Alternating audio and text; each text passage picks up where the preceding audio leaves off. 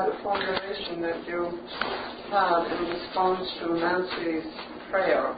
Oh, I didn't see this. You asked the question and you look at the answer? I've been busy ever since I asked it. Okay.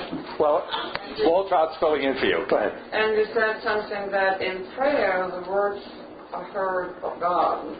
Something. I think I said something to the effect. She asked something about what is prayer and what is it's speaking. I think is the way she phrased it.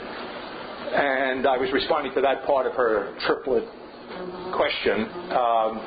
That the words, I forget how I exactly phrased it, but the words. No, that part I remember. But the first part, the part that related to her phraseology, the words of a prayer. The words of prayer are words heard of God. I said something to that effect.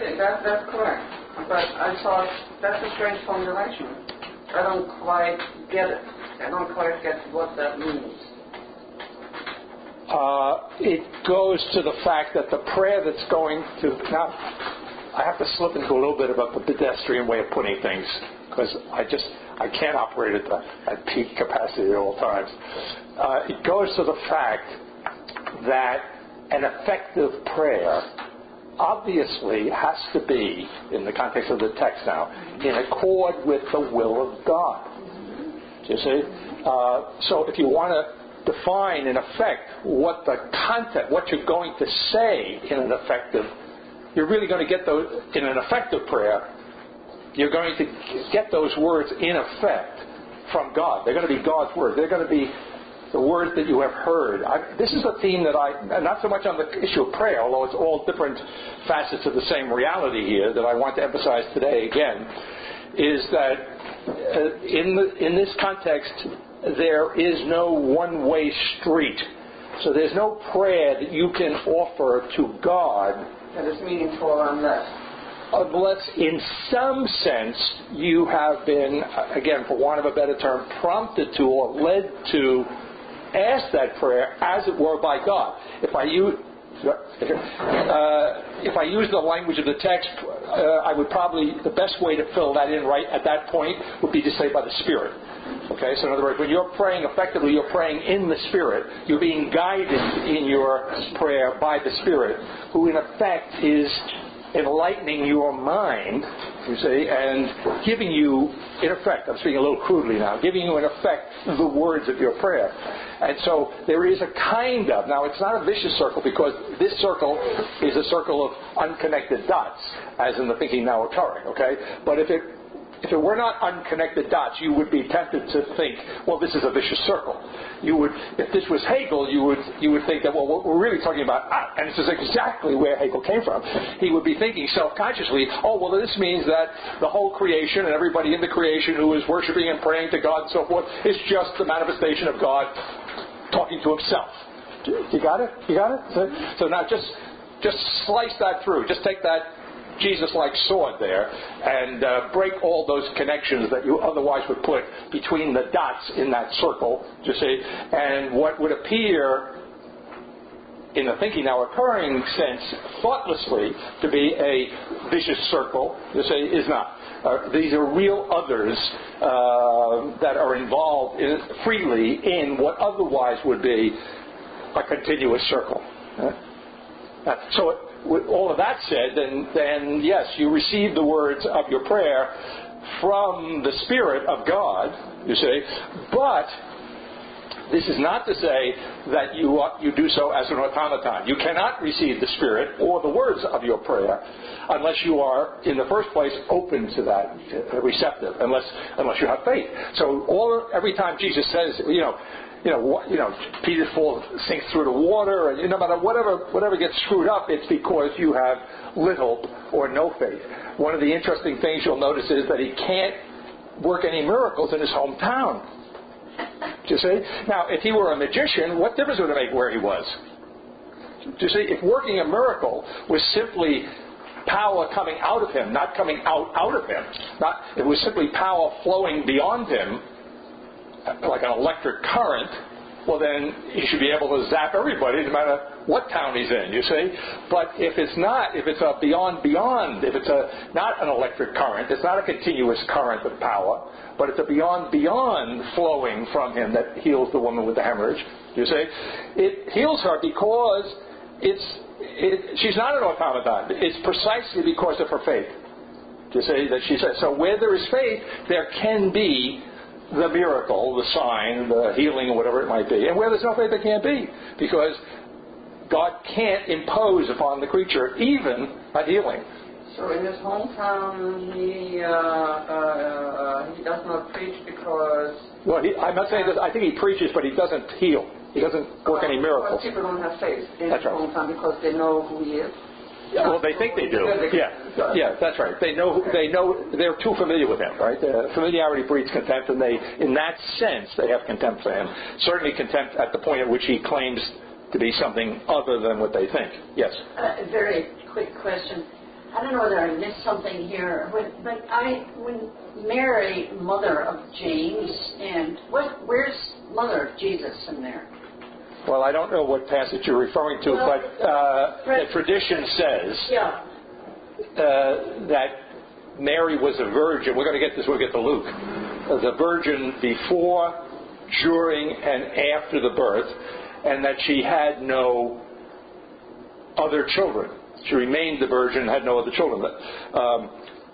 I think the footnotes cover this issue, but this is an issue for some people. In other words, especially in the modern period, in certain forms of Protestantism. My question really was, I always thought she was present at the crucifixion. I mean, the Yes. But she's not mentioned. It's Mary Magdalene and Mary, mother of James. In Matthew, you mean? Matthew, and I think... Luke also. Yeah. Well, so I don't know what... I'm not sure. How about Mark? I think in Mark she must be there. Somewhere she is. I'll look it up. Yeah, okay. But if she's mentioned explicitly in one gospel and not another, that's consistent with the fact that they're not carbon. You'll pardon me for borrowing from Hillary Clinton. They're not Xeroxes of one another. Okay. So there's a variation, right, of what is made explicit in one as opposed to the other. But I don't think there's any doubt in one or another text you're going to find her being at the I'm guessing it's Mark, but I'm not sure. No, same thing. Okay. Mary Magdalene, Mary who was the mother of James. All right, let me see. And Salome in Mark. And she's not mentioned in Matthew. All right, let me get where we got it. Mark at page 1684. 1684. I mean, I just thought, well, maybe okay, let's see. Mark is not coming out of the... Okay, that's Mark. Let's see. Let's just take a quick look at Luke. Let's take a quick look at Luke. Did you look at Luke? Did you mention Luke? I can't remember. I did look at Luke. It's Mary, the mother, is not mentioned at the crucifixion. I mean, I wasn't particularly looking for that, but I noticed it. Yeah, Matthew also. Let's see here.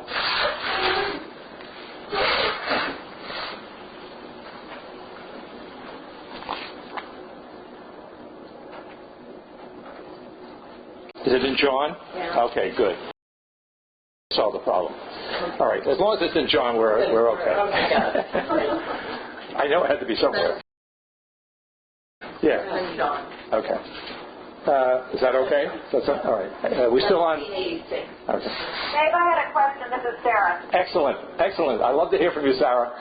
Yeah.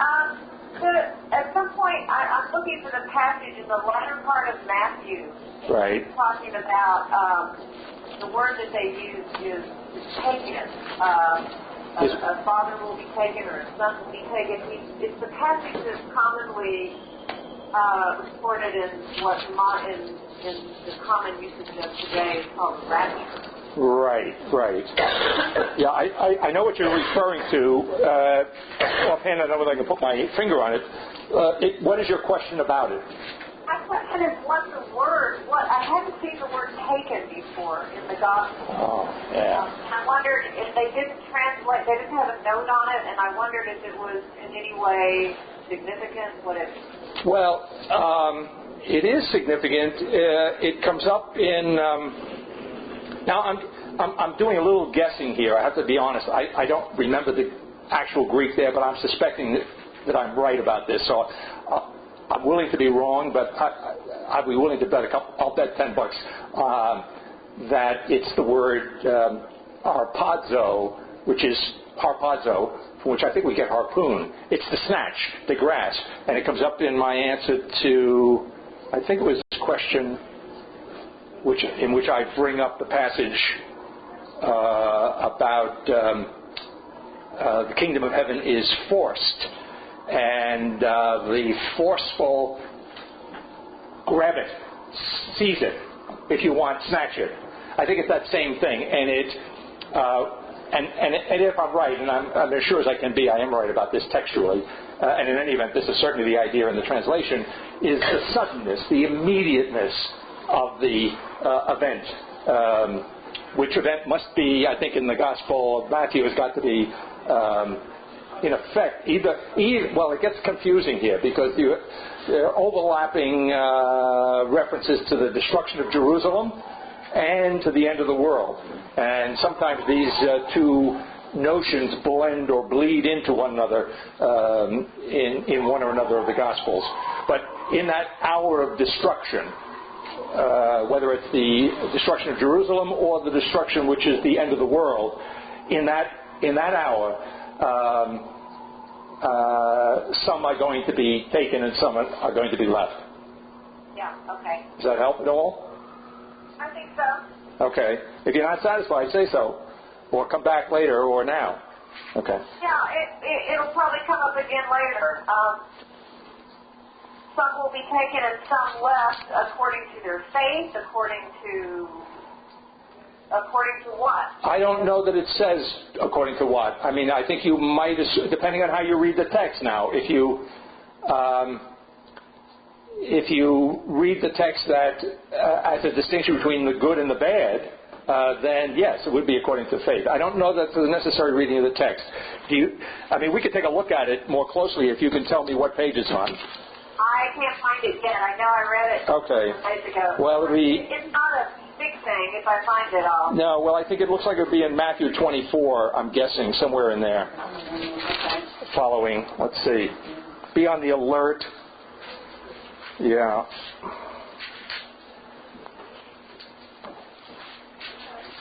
It's got to be in there somewhere. 24 is the... labeled in our text, the Great Tribulation of Jerusalem. Yeah. I don't see the line in particular. Did you find it? The Last Judgment on 1652. 1652 is okay. Last Judgment, 1652. And where is it? Can you find the verse? Well, where he's saying the upright will say. What's the verse? Do you have the verse? Okay. Let's see. 35 and following. Oh, I think I'm not in the right spot. You said the Last Judgment. What?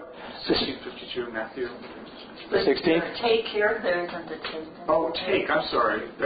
Sarah's question, I thought, was taken according to what? Yeah, it was. She moved on. Taken. It's where it says... Oh, no. All right. Alan's answering the question. He's referring us to 25, 35 and thereabouts, because that's where the Last Judgment is defined in the good and the bad. The sheep and the goats are those who give a drink to the thirsty and those who don't. Right. So he's not directly answering the question on the passage you're referring to. So we'll have to put it on hold until we find the passage, unless somebody else can. In the meantime, I don't want to spend too much time looking for it. Found it, Matthew 24. All right, page 1650, verse 40. Yeah. All right, then, okay. Yeah, all right, be on the alert. We're backing up a couple of verses. It was in Noah's day, so it will be when the Son of Man comes. For in those days before the flood, people were eating, drinking, taking wives, taking husbands, right up to the day Noah went into the ark.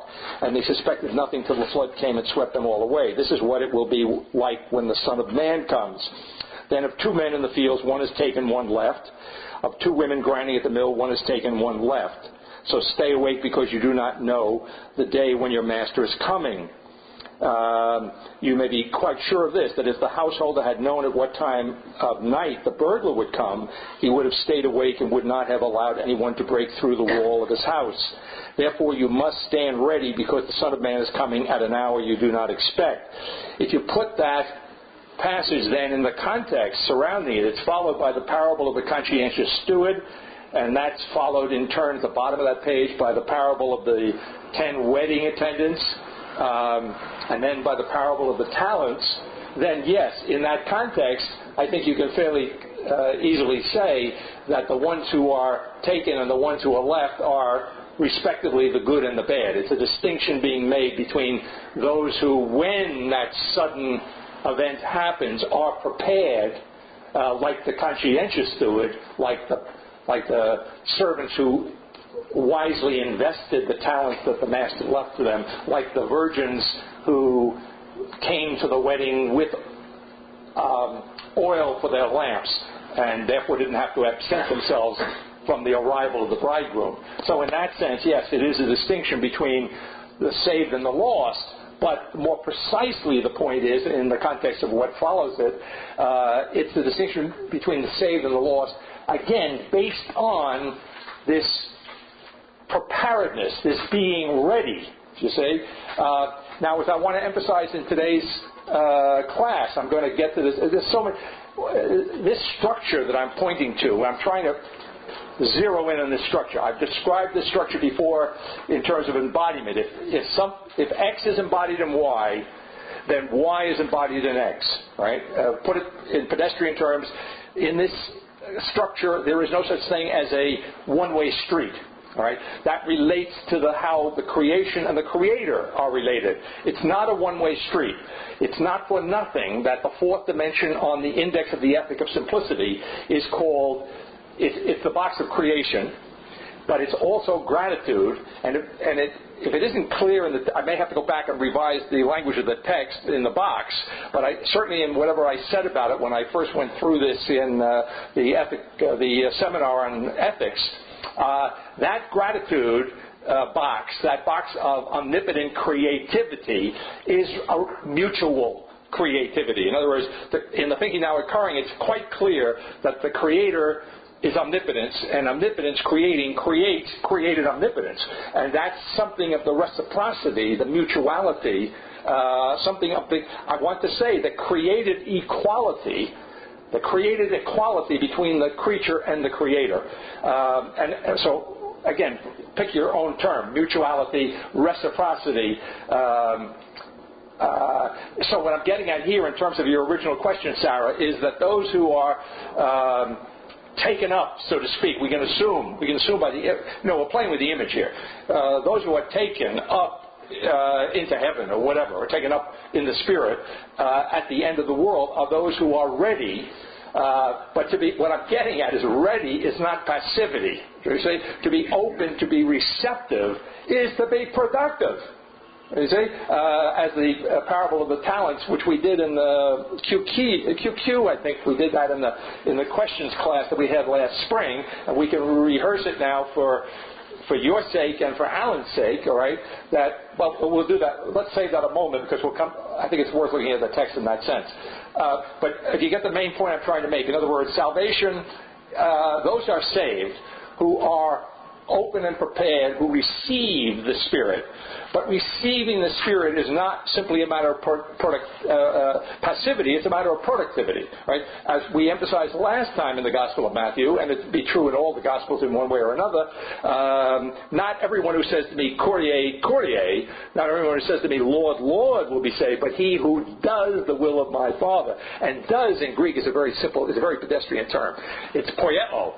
If you're a poet, you know what that word means. You see, poieo means to make, but it has the connotation, humanly speaking, it certainly has the connotation of creating. Do you see?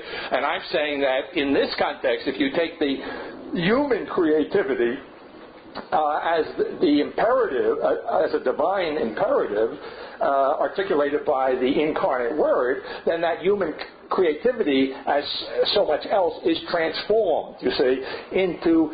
If I put this into mystic terms, Thomas would understand it, although he wouldn't, by the way, think quite the thinking now occurring. Don't misunderstand me. But on this precise technical point, Thomas would understand that the creature is, in some sense, an instrument of the divine. So God, for Thomas, is the principalis, the principal, not the PLE, but the PAL, the principal of the school, the head. God is the principal agent in Thomistic language, and the creature is the instrumental agent. But an agent, Thomas would understand that much, you see, that the creature is not simply a thing, a passivity, but is an agent. Like the Creator is an agent, the difference in Thomistic terms is the difference between principal and instrumental agency. But agency is the Greek and the Latin, ago, doing, and anagogical, which is the fancy exegetical term that I use in box 3, doing the right thing in the ethic of simplicity. I call it spiritual / anagogical, is that go-go. That's going to come up again in today's discussion. The go-go there, the go is ago again, is to do and to lead. All right, Well, I want to correct myself a little bit. The ago is the lead, but you find it's of the same root as agere in Latin, which is to do. All right, so to lead, to do, it's a dynamic, productive concept. Okay, now does that help further, Sarah, or no? Yes, that was very helpful, Dave. Well, okay, but maybe I misphrased it. Is there anything more we need to say about that? No, not for me. Okay, all right. Dave, one Yeah. thing, we don't have to do it now, but just Yeah. above that, but everything passes away, but my words will never pass. Above. 6. Say again? 36. Verse 36. 34, 36. It just struck me. No, I don't see that. Wait a minute. 2436? Yeah. Page 1650. Just Yeah. the conscientious. Just above the on the alert. Now, why am I not finding that? The time of this coming? Yeah. Right in there. Right in here? Like the last second of the last sentence. 2436. It is 36? Sky and earth will pass away, but my words will never. Oh, I see it. No, it's 35. Okay, that's okay. All right.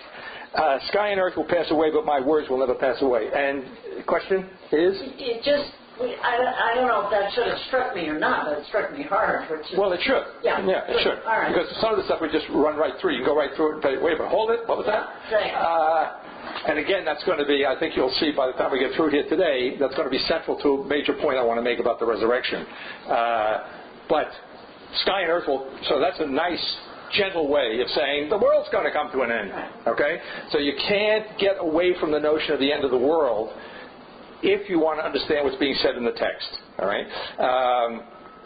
If you try and understand anything that's being said in the text, including the resurrection of the dead, apart from the notion of the end of the world, you're not getting it. You're not getting it. But what about my words?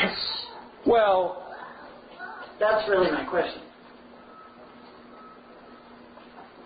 These words are the words of the Word, the incarnate Word. So in that sense, his words, remember, going back to the question that you asked, but Waltraud got the answer to, his words are, he says nothing that, as he tells us in the Gospel of John, he doesn't hear the Father saying, right? So the words of Jesus are the words of God, and those words, by definition, you might say, cannot and will not pass away. That's fine.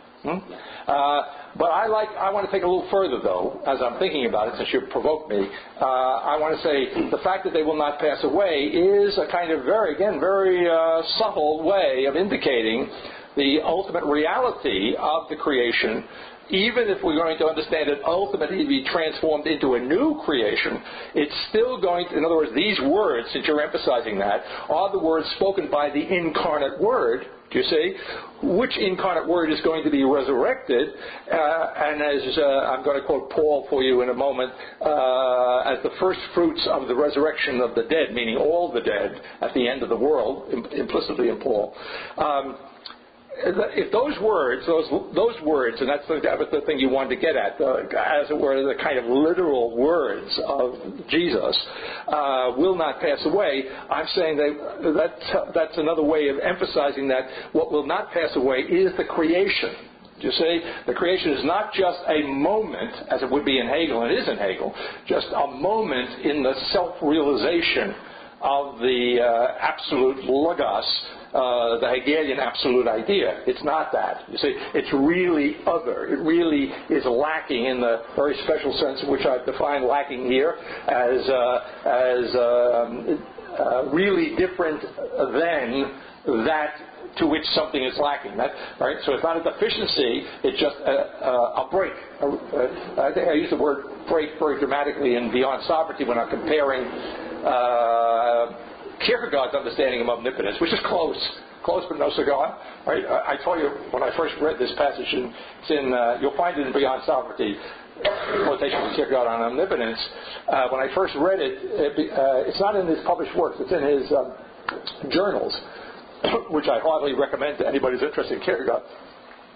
But I first read this in his journals, probably not the first time I read it, because I wasn't doing these courses, so I just went right through it. But the second time I said, wait a minute, because Kierkegaard says that omnipotence is in the business, I'm paraphrasing now, is in the business creating independent beings. Right?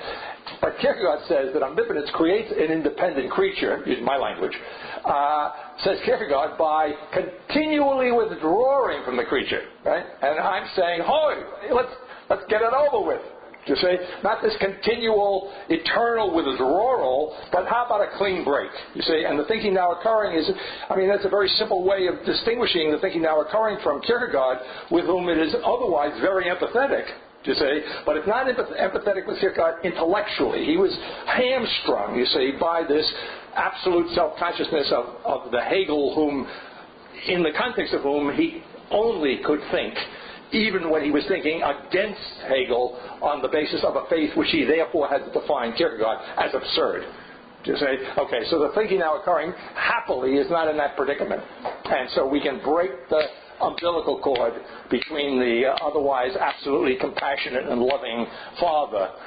We can break the umbilical cord. The child can be fully born and set out into the world and emancipated, if I use the Roman terms, which is still in our legal system, by the way. If you want to check into this in about 15 or 16 years when you emancipate your daughters. And you want to check, when are they emancipated, when they're not, because this could be an insurance question, among others. Okay, so what I'm saying, the thinking now occurring, is absolutely perfectly clear, transparently so, that the Creator emancipates, in using this kind of language, the creation from the get-go. Okay? Now, what prompted that? What did you just say? Somebody said something. It was came out of sky and earth will pass away. Oh, yeah. Okay. Well, that's another clean break. You see, in other words, in order to have the resurrection of the dead, it would be a paradox if you were... It's a paradox because we tend to think self-consciously. It's not a paradox.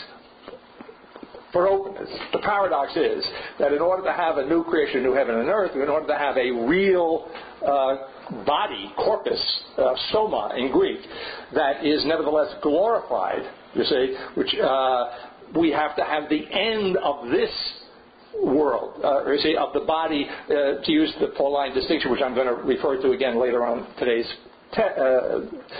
class, the distinction between the soma psychikon, psyche, soul, from which we get the root of our word psychology, the soul, the psyche. The soul informs, that would be the Aristotelian and Pauline way of understanding it. The soul informs this body. So this one here, talking at you and waving its arms and so on, is only doing that. It would be otherwise a dead body if it wasn't ensouled.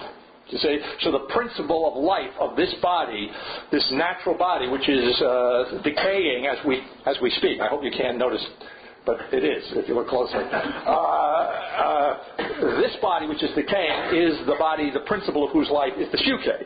And Paul will point out that the resurrected body, the principle of the life of that body, equally a body. See, there's no less, more or less a body, but it's going to be different than this body because the principle of its life is going to be not the psyche, but the pneuma, from which we get pneumatic drill. Okay, the spirit. All right, so. Okay, so a spiritual body then, in Paul, even if he says it's going to be raised, a spiritual body, he does not have anything in mind like, oh, I was only kidding about, you see, it's not a spiritual body in the sense of something that isn't a body. In other words, it's not spirit as opposed to body, right? Or soul as opposed to body either, you see. It's a spiritualized, or a spiritual principle of life of what is otherwise the body. Okay. So there's again this kind of reciprocal. If you're going to have a resurrection, you need an end of the world. Paradoxically, it would seem it's not a paradox, but it would seem a paradox because if I have an end of the world, then what do I have? Then I have a new spiritualized body in this new heaven and new earth. You see, why that break, or better, what does that break tell us, or how does it help us understand things? All right, I'm going to. Well, let me stop there, and I'll get one more shot at questions. Initial opening questions. Okay, so then let's try and get back to Matthew. I think we left off in Matthew 16:13 and following, where Peter is declared to be the rock upon which the church, Christ will build his church.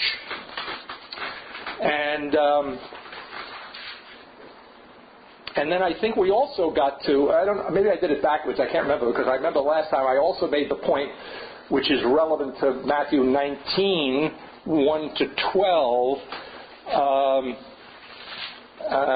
which is the divorce issue that comes up again in Matthew as we found it in Mark, except this time with the more onerous notion that even a woman divorced by her husband, right? And I think we can assume, although I'm sure the husband wouldn't have felt the same way,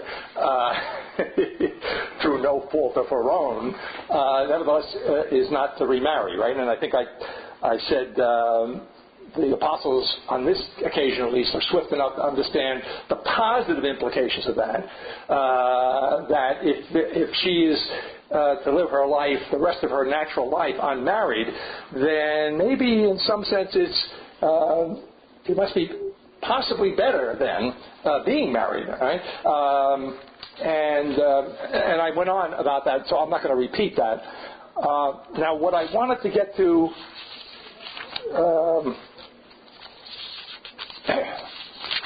Well, let's see. We go back to where we were. Maybe we should do that quickly on the way to where I want to get. Let's go back to 24, where we were because of Sarah's question on page 1648, or where we were looking to answer Sarah's question a little bit before the answer that we found on the next page. On page 1648 in 24 following, Jesus left the temple, and as he was going away, his disciples came up to draw his attention to the temple buildings. He said to them in reply, "You see all these? In truth I tell you, not a single stone here will be left on another. Everything will be pulled down." And while he was sitting on the Mount of Olives, the disciples came and asked him when they were by themselves, "Tell us, when is this going to happen? And what sign will it be of your coming and of the end of the world?" I want to zero in before we take a look at his answer to that question. I want to zero in on the question because there are two things said there, or two ways of talking about the same event. One is your coming, and the other is the end of the world. All right. and the end of the world, I just want to zero in on the Greek there because I think it's relevant. The Greek for the end there is sun teleia. It is the stem is the same stem as telos, the end. You see, that's why it's translated the end of the world. But it's not just the telos of the world. You see, it's the sun telea. It is, and sun is the Latin cum.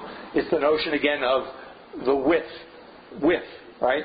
And so it's the final. The end of the world is the final.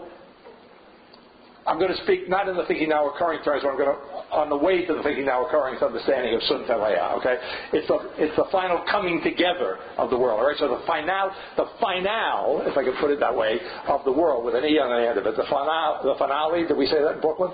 The finale of the world, you see, is its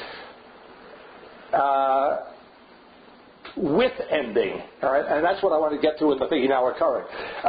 That the end of the world is the state, its completeness, and even the word complete. Now that I'm thinking of it, right, complete is a Latin version of this. It's not exactly the same, but it goes back to Nancy's question about fulfillment, right? Complete in Latin is the full, you see? I want to avoid saying filled with because then you're going to say with what? Okay, we could do that. It's going to, the answer to that is, by the way, it's going to be filled with the absolute particularity of the of the body whose members are the resurrected body eternally. All right, but I just want to back off from the filling in the fulfillment a moment, and saying that it is a completion of a with filling or a with ending. You see.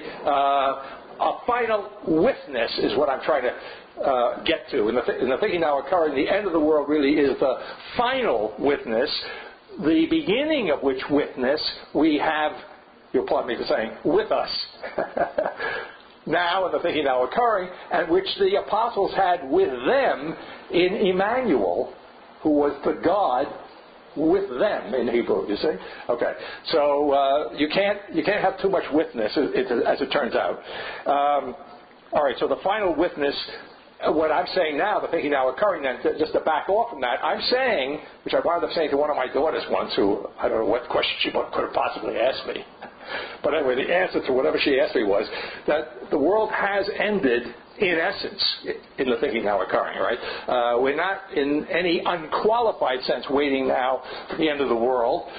We're, as it were, I have to be careful here, that much closer to it, as it were, it is that much nearer, insofar as it is essentially, this witness is now, how is it with us in a way that it wasn't with us before? Or how is the final witness now in a way that previously it wasn't so? It is now so as the very essence of the form of thought. You see,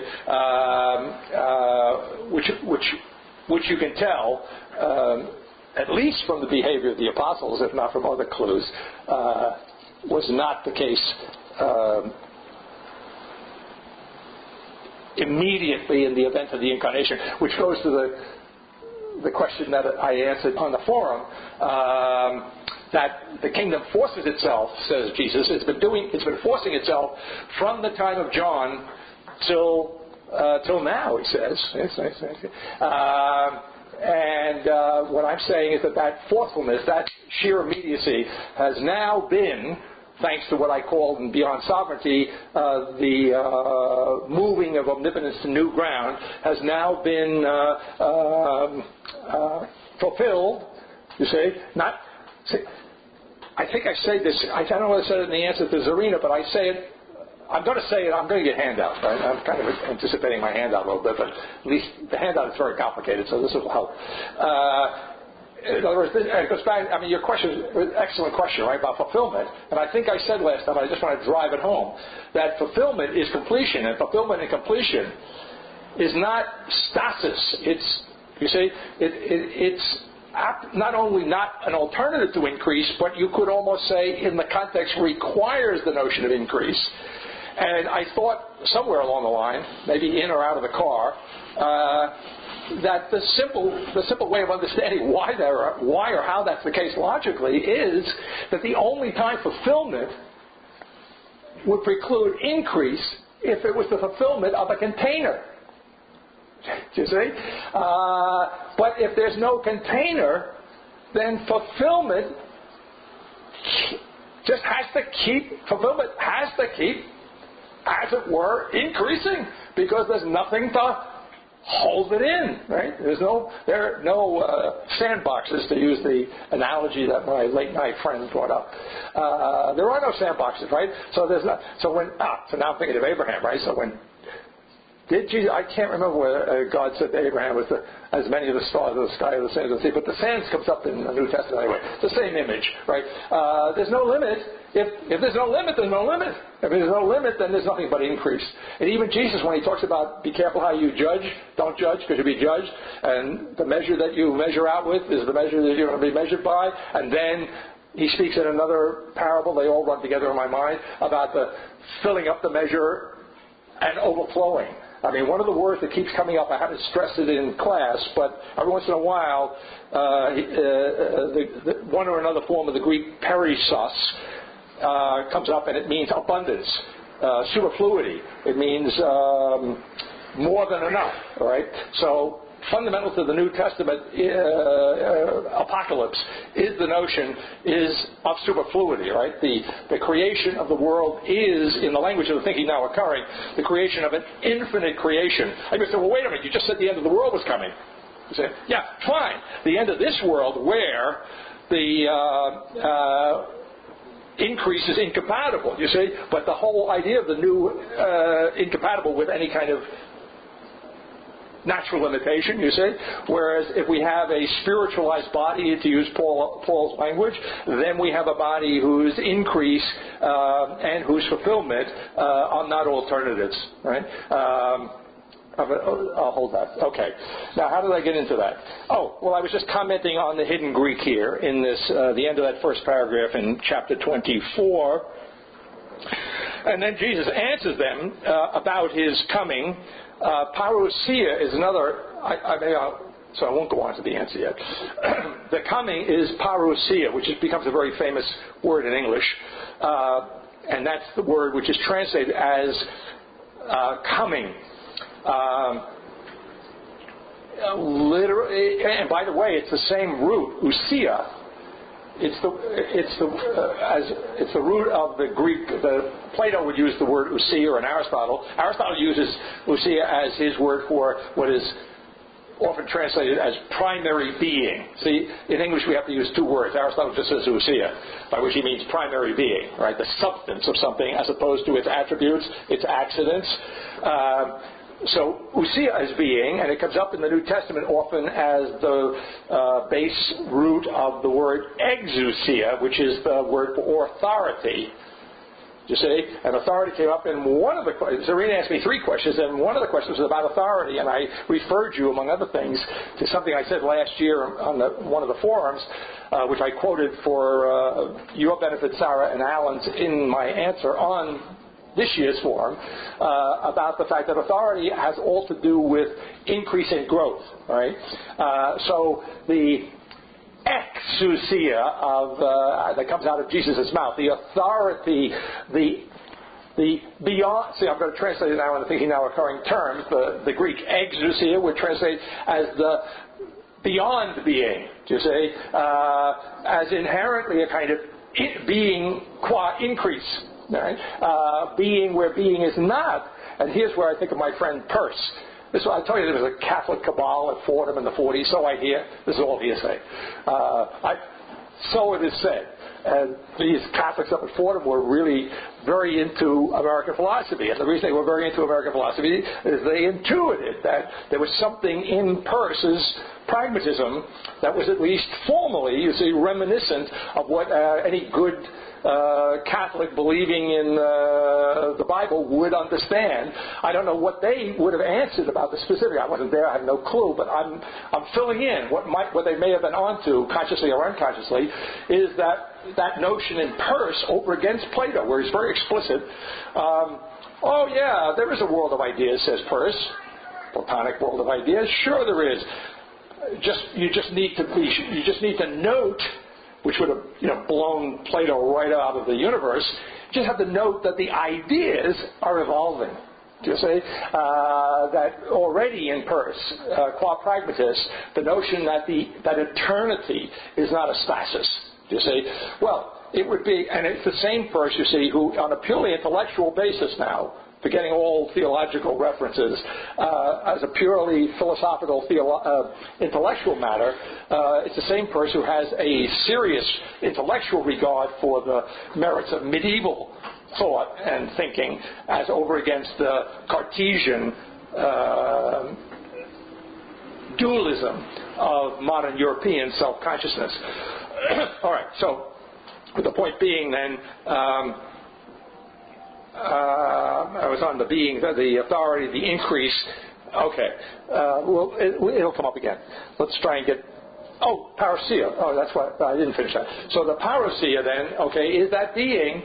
but what I'm saying is you can understand implicitly that whatever that being of the incarnate Word at the end of the world is not going to be a being alternative to increase. It's not going to be a being that implies any kind of boundedness. You see? And I think one of the translators, the editors translated some. They translated. Oh, it's great. Right? They got this. They translated when Jesus was talking about love. I can't remember the passage, but I called it to your attention at the time.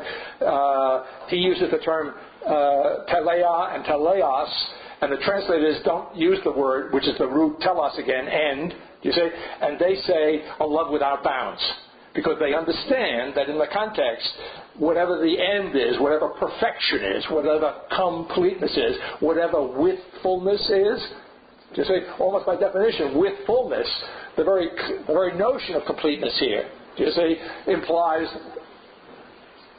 lack of stasis. It implies the width takes you right away beyond the notion of fill. Fill with, right, already. Right? Except that it's not filled with something from outside. It's just withful. Not wishful thinking. Withful thinking. This is withful thinking. Dave, could you say something about the word presence? Yeah, it's a bad word. Presence is the way we... that's another way in which... How did I say it was translated? Coming, in this case. Yeah, they don't even use that word. Because they've got the dynamic aspect of parousia. But it's often translated as presence. And that presence is a Latin form which is prae sum. The root is prae sum. Which means to be. So presence would share with... Okay, presence as Latin would share with the Greek parousia. The ousia and the sum are the same cognate. They're cognate. They're to be. Right? So then we look at the para in parousia, and the prae. You see? And what I would be saying here is that the prae in presence is a specialization. It's one possible meaning of para in Greek. And I touched on this before. Para has a number of meanings in Greek. One of which that's most important, that I came up with the passage, but I called it to your attention at the time, where the son issues from the father, para, to patros, from the father, meaning this. He's one in being, as the creed says. He is sourced. A terrible word, okay, but has his. He's a one substance with the Father, is what is being said. So what I'm getting at is that the pre in presence is removed, too far removed from the para in parousia. You see, and what I want to emphasize in the para in parousia is this notion of the being one with, as opposed to the being in front of or besides would be another translation of para in Greek. Right? So a compromise in English, I think, is being near. You see? So it's the near, and then I can do the ousia as the ness in English, right? Because ness is, yellowness is the being of yellowness, right? In that sense. Right? So parousia would be the nearness, you see, of right, and that would be. But then you would have to say there's nearness and there's nearness. There's fulfillment and there's fulfillment. You see, there's parousia and there is parousia, because you could say right here and now in the incarnation in the text we have a parousia. Do you see? So there is a first coming, and then there is, we say in English, a second coming. But as we say in the thinking now occurring, when we say second, we say lacking. We say that the second coming is that coming which is properly lacking to the first coming. You see, not a deficiency in the first coming, but to be really distinguished from as really different than the first coming. Okay, leave it at that. What was the answer that he gives them to the question? Oh, well, he just warns them. Take care that no one deceives you, because many will come using my name and saying, I am Christ. So we got that base covered.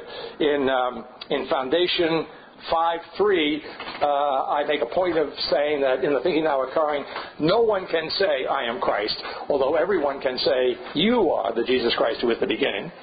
And they will deceive many. You will hear of wars and rumors of wars, etc. Okay. And then there will be persecutions, etc. Okay. And then the end, the telos, will come. But now I think we have enough sensitivity to understand that the end is obviously is the beginning.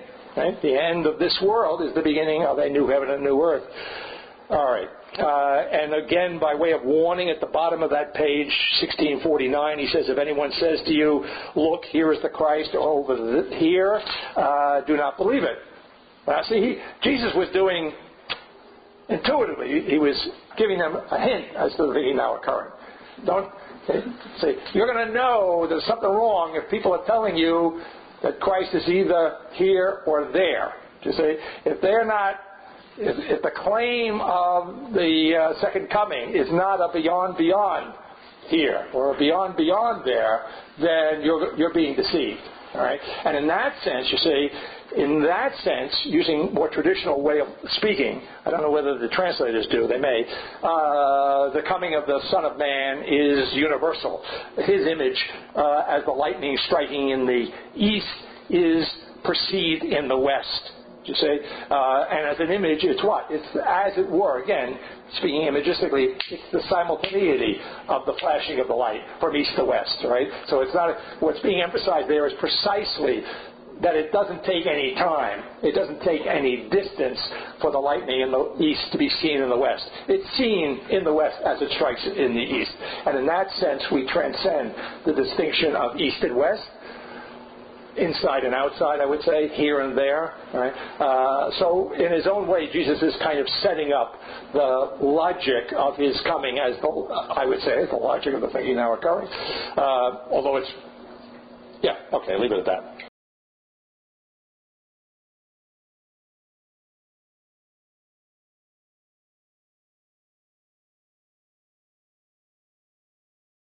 Yes, I think that's true.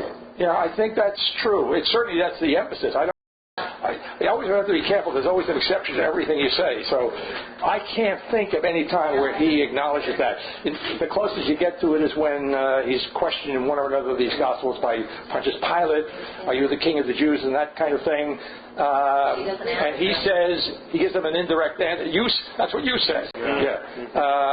So without affirming it. Yes, what about Alan. Here in John 4, 25, 26. Okay, John 4, Page 25. 1351. Page 1751 of our text. The woman said to him, I know that Messiah, that is Christ, is coming. When he comes, he explained everything. Jesus said, that is who I am. I speak to you. Yeah, but again, he doesn't actually say, I am Christ. She says, she mentions the name Christ. I know that Messiah, that is Christ, is coming, and he says, that is who I am. And in fact, what I like about Jesus, man to man, now just speaking humanly, see, he's very good at killing two birds with one stone.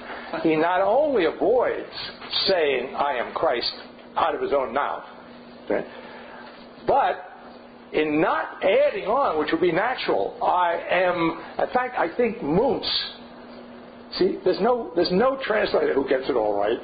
Okay, I really have a bone to pick with these guys in today's class. I think Moons adds on in his translation in that interlinear that I got prompted by you in effect. He adds on, I am the one you're talking about, or something like that, which is not there in the Greek at all. Okay, he just says I am, and the fact that he just says I am, I was going to say kills two birds with one stone. He not only doesn't say of himself I am Christ, but in saying I am, without adding anything, he says something even worse from the point of view of the Pharisees and so forth. He speaks as only God speaks, right? God. That's the whole point of the divine name. When Moses asked God, hey, God says, hey, go tell the people what's what. And Moses says, wait a minute, they're not going to listen to me unless I tell them who sent me. So who should, he wants credentials, right? He wants a bona fide, right? And God says, okay, he makes a concession. Well, tell them I am who am sent you. Well, that's going to go over really big with the guys at the bottom of the mountain, okay? But you get the idea, okay? In other words, so Jesus, his cryptic speech is avoiding adding on the, what do you call it? It's so long since I took my grammar school grammar. It's a predicate nominative, I think it is. Predicate nominative, right? Oh, hey, that's pretty good. That's retrieving. Well, it's 60 years ago I learned that. The predicate nominative, he avoids using that, you see. And yet it's so good. Oh, it's so good. Augustine would love what I just said. He was a grammarian too, you see. And Augustine spends his whole time, when he's not doing other things in the work De Trinitate on the Trinity, when he's not trying to figure out how these three persons, as he finally begrudgingly is willing to call them, thanks to Tertullian, although he doesn't think it's the greatest word in the world. When he's not doing that, Augustine is at great pains to say that you cannot understand divine being in terms of predication. You see, of the difference between subject and predicate. Okay? So notice, there's no predicate nominative there, and when he does respond, we would say affirmatively, he speaks of what God says of himself without what? Without a predicate. I am who am. I mean, I am what? You see, there's no answer to that. Right? So it's very precise, which is very encouraging. I'm very encouraged by this. Okay. I mean, as a thinker, that's what I'm saying. As a thinker, I'm encouraged. So something of what I was trying to understand in the first class, I think, when I asked you, did Jesus know he was God? What in that form of knowing? Okay. Yeah. I mean, I don't know what more. Well, I think it goes back to your intervention. One of your interventions, the class 2 back about I know I have my shirt on, right? And is that a reflexive knowing, or is that an immediate knowing? Right. You see, so I think the answer to your question, I think this is what we said, and I would stand by it, is that he knows who he is, without even when he in effect says who he is. He doesn't say, this is who I am, if you know what I mean. He doesn't say, I am. He doesn't say, I am the Christ, nor does he say, I am God. Directly, you see. But he says it as only God would say it. God doesn't need to predicate anything of himself, do you see? Because nothing other than God can be predicated of himself, which for Augustine means nothing can be predicated of God. You say, strictly speaking, now we have to be careful, because within our human limitations, we wind up predicating all kinds of things of God. Okay. Now, how did we get there? I don't remember, but... Christ. Huh? Oh, that was a question. Okay. Then quickly, just taking note of the parable of the talents back on page 1651. In Foundation, in one of the last 3 chapters, in one of the chapters in Foundation 5, I'm thinking it might be the second chapter. It's not important. You could find it. In fact, if you look in the index, you can look up the passage in Matthew. It's referred to in Section 5 of Foundation, where I put in a formula, which we discussed in our questions class last year at some length, to explain what the implications of this parable are. The master goes away. He gives, 5 talents to one and 10 to another and 1 to one. He comes back, and transcribing that mathematically, I created in Foundation the formula that he's looking for a return on investment, which is to equal the square of the what is ventured, V for venture, divided by C for capital. Right. So I'm trying to make a bridge to Karl Marx. I want to put it in terms that Marx would understand. Have you ever read Das Kapital? Marx is very good. He's got a lot of M's and C's and so on. So I know he would appreciate the formulation. Whether he would buy it substantively is another question. But the formulation is to say that the real message of the parable of the talents is that if, and you can do this, just substitute some numbers there. Make C 100, and then venture 50 out of the 100 that you have. That's 2,500. 50 squared, V squared over C, right? And then you divide through, and you get 25. So you had $100, you ventured $50, and your return on your investment was $25. So now you have $125. Well, you're ahead of the game. But the point I made was that if, and this is the point of the New Testament, if you're given $100, you're expected, and these guys, the guys who get the message in this parable, they're expected, and they do, venture everything. The guy who doesn't venture, he puts it all away. At least he's got the message inside out. You see, he knows this is an all or nothing predicament, so he buries the whole talent. He doesn't go on the market and get change, and invest half a talent. He buries the whole thing. The guy, so they all get it. It's an either or. You see, the guys who get it positively, they venture everything.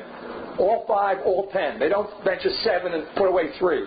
And so as a result of that, they get back 100%. So now at the end, when the master comes back, the guy who he got 10, he now can return that 10 twice over to his master, you see. So the point I'm making is that the imperative of the New Testament is that you invest everything. The requirement is absolute. If you want to be perfect as your Heavenly Father is perfect. You ought to be fulfilled as your Heavenly Father is fulfilled, and therefore far be it from you to fear any decrease. If you're complete, you're going to be profitable. Do you see what I'm saying? If you're complete, and it goes back to the parable of the sower. A soil which is really good, perfect soil, is only perfect because it produces a yield. Do you see? You put in the seed and you get back more than you sowed. In fact, the guy in this thing uses that same metaphor, brings it in here, ties it in, the master. Right? You knew I reap where I have not sown. Okay? Taking it to the extreme. But what I'm getting at is that all receptivity here is immediately productivity, or it's bad news. Okay? It's not good news. It's bad news. All receptivity is productivity. It's increase. And these guys get it. So the downside of my math, Sarah, is that if you invest anything less than 100%, you will make a profit. But if you take that out to infinity, what you will wind up with will be infinitely less than what you would have if every time you invest everything. You got it? You could try that with a pencil and paper. Okay. It's a I don't know whether it should give you pause. Okay. And so he says there, let's zero in on Jesus's on verse 29 on page 25, not page 25, 1652, chapter 25, verse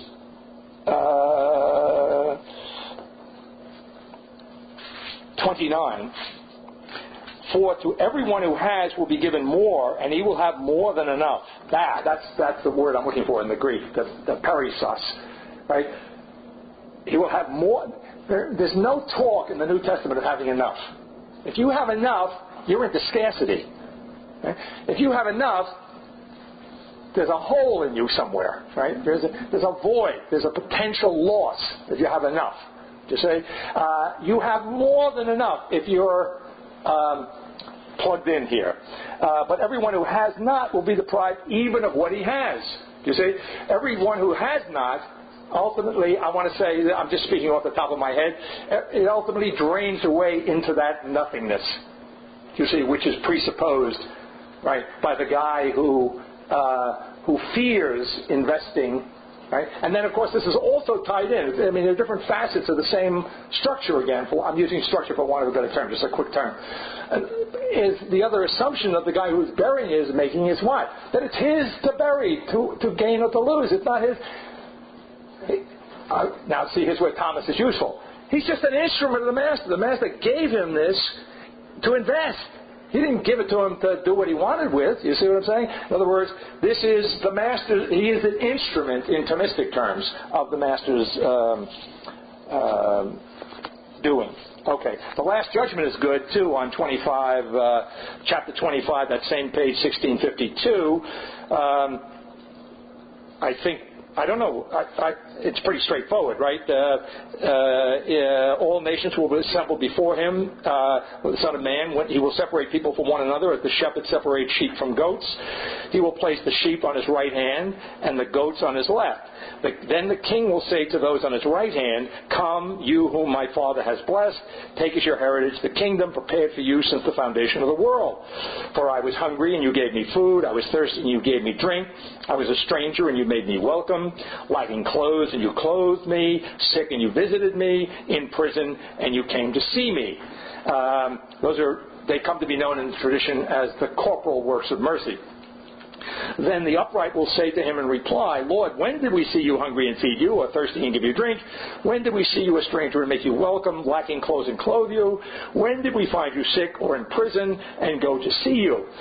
And the king will answer, "In truth I tell you, insofar as you did this to one of the least of these brothers of mine, you did it to me."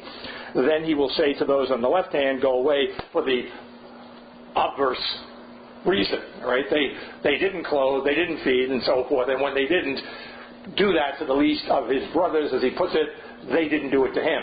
So there's him reinforcing the notion in Foundation 5, I can say of you, you are the Christ, you see, and if I take that seriously, then I have to clothe you, and I have to feed you, and I have to look out for you, you see. And if I don't, and you are the Christ, the Jesus Christ who was at the beginning, then I'm going to hell. Sorry. And it's my own fault. I know Paul Charles getting very upset at that notion, but it's my own doing. Right? I'm not being sick out here. Well, I'm just... I know. Okay. Now, what I want to emphasize here, which is obvious, but there's nothing like emphasizing the obvious. This is all about a king and a kingdom and a judge. And what is the message here? The king is the hungry. You say, what kind of a king is this? Somebody made which one of these French 19th century novelists, he got this message on a pedestrian level, The Prince and the Pauper. You see? Okay? In other words, here I have in these creatures in need, I have the real king. You see? This goes back to the Last Supper. You see? Where Jesus washes the feet of Peter, and Peter gets, "Oh, no, you can't do that, oh, Lord. But, all right, if you don't let me wash you, you don't have no share in me." Right? So what I'm getting at is that this notion of sovereignty is really suspect, okay? In other words, in any normal meaning of the word sovereignty, this kingship is the kingship of service, It's the kingship of destitution. I want to really take it to the extreme here. Right? It's the kingship of being screwed, crucified, shafted. You see? I think it's in Matthew, when Christ is on the cross, and I quote this in my dealings with that Jew and through that Jew with Bertrand Russell in the, what's that called, Russell's Paradox. I don't want to rehearse that now, but I refer you to it when you have nothing better to do in Beyond Sovereignty, rather intricate little thing there. The point being that what is said to Jesus on the cross, he saved others, but he cannot save himself, or let him save himself, depending on how you read it. You see, that these poor and hungry and imprisoned are Christ, in some real sense, you see, that's the point, is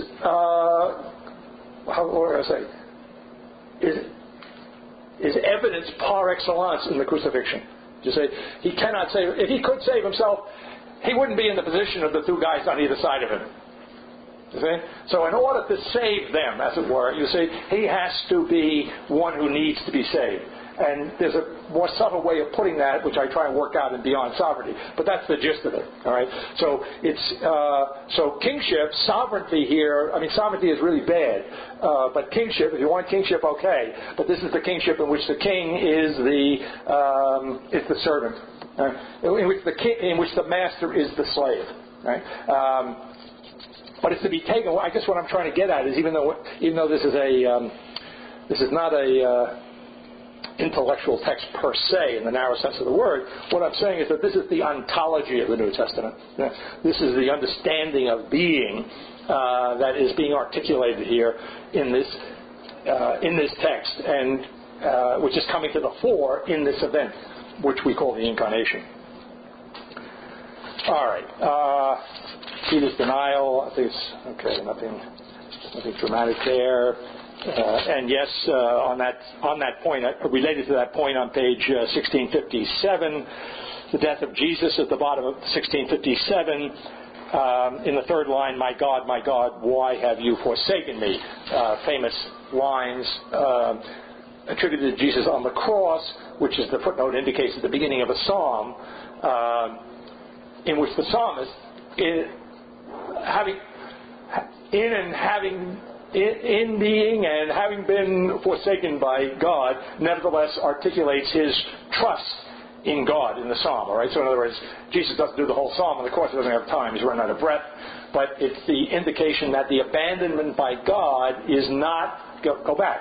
It's not an alternative, you see, to divine love. In fact, it is the manifestation of divine love because he is now here's the difference between the thinking now occurring and certainly Althuizer, and in a more complicated working our way back in the history of thought leading up to Althuizer, the difference between the thinking now occurring and the thinking of Hegel, because Althuizer is a kind of a peculiarly American application of the Hegelian self-consciousness, modified thanks to Peirce, if not consciously by Althuizer.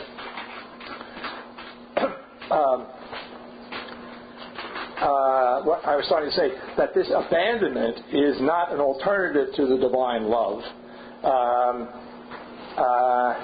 And in fact, it goes back to, here's what I was going to say. And so, when Althuizer speaks of the death of God, he's taking a cue from Luther. And when I say he's taking a cue from Luther, I think I told you this in one of the earlier classes that we had in passing. I forget what brought it up. Probably Althuizer brought it up. It's Luther who emphatically and dramatically speaks of the death of God. Now, by the way, this needs to be carefully parsed. He's not the first to do so. Thomas Aquinas speaks of the death of God in the crucifixion. You see? But Thomas draws a distinction, being a thinker, speaking qua thinker, philosopher, theologian, whatever you want to call it, scientist in the medieval sense of the word.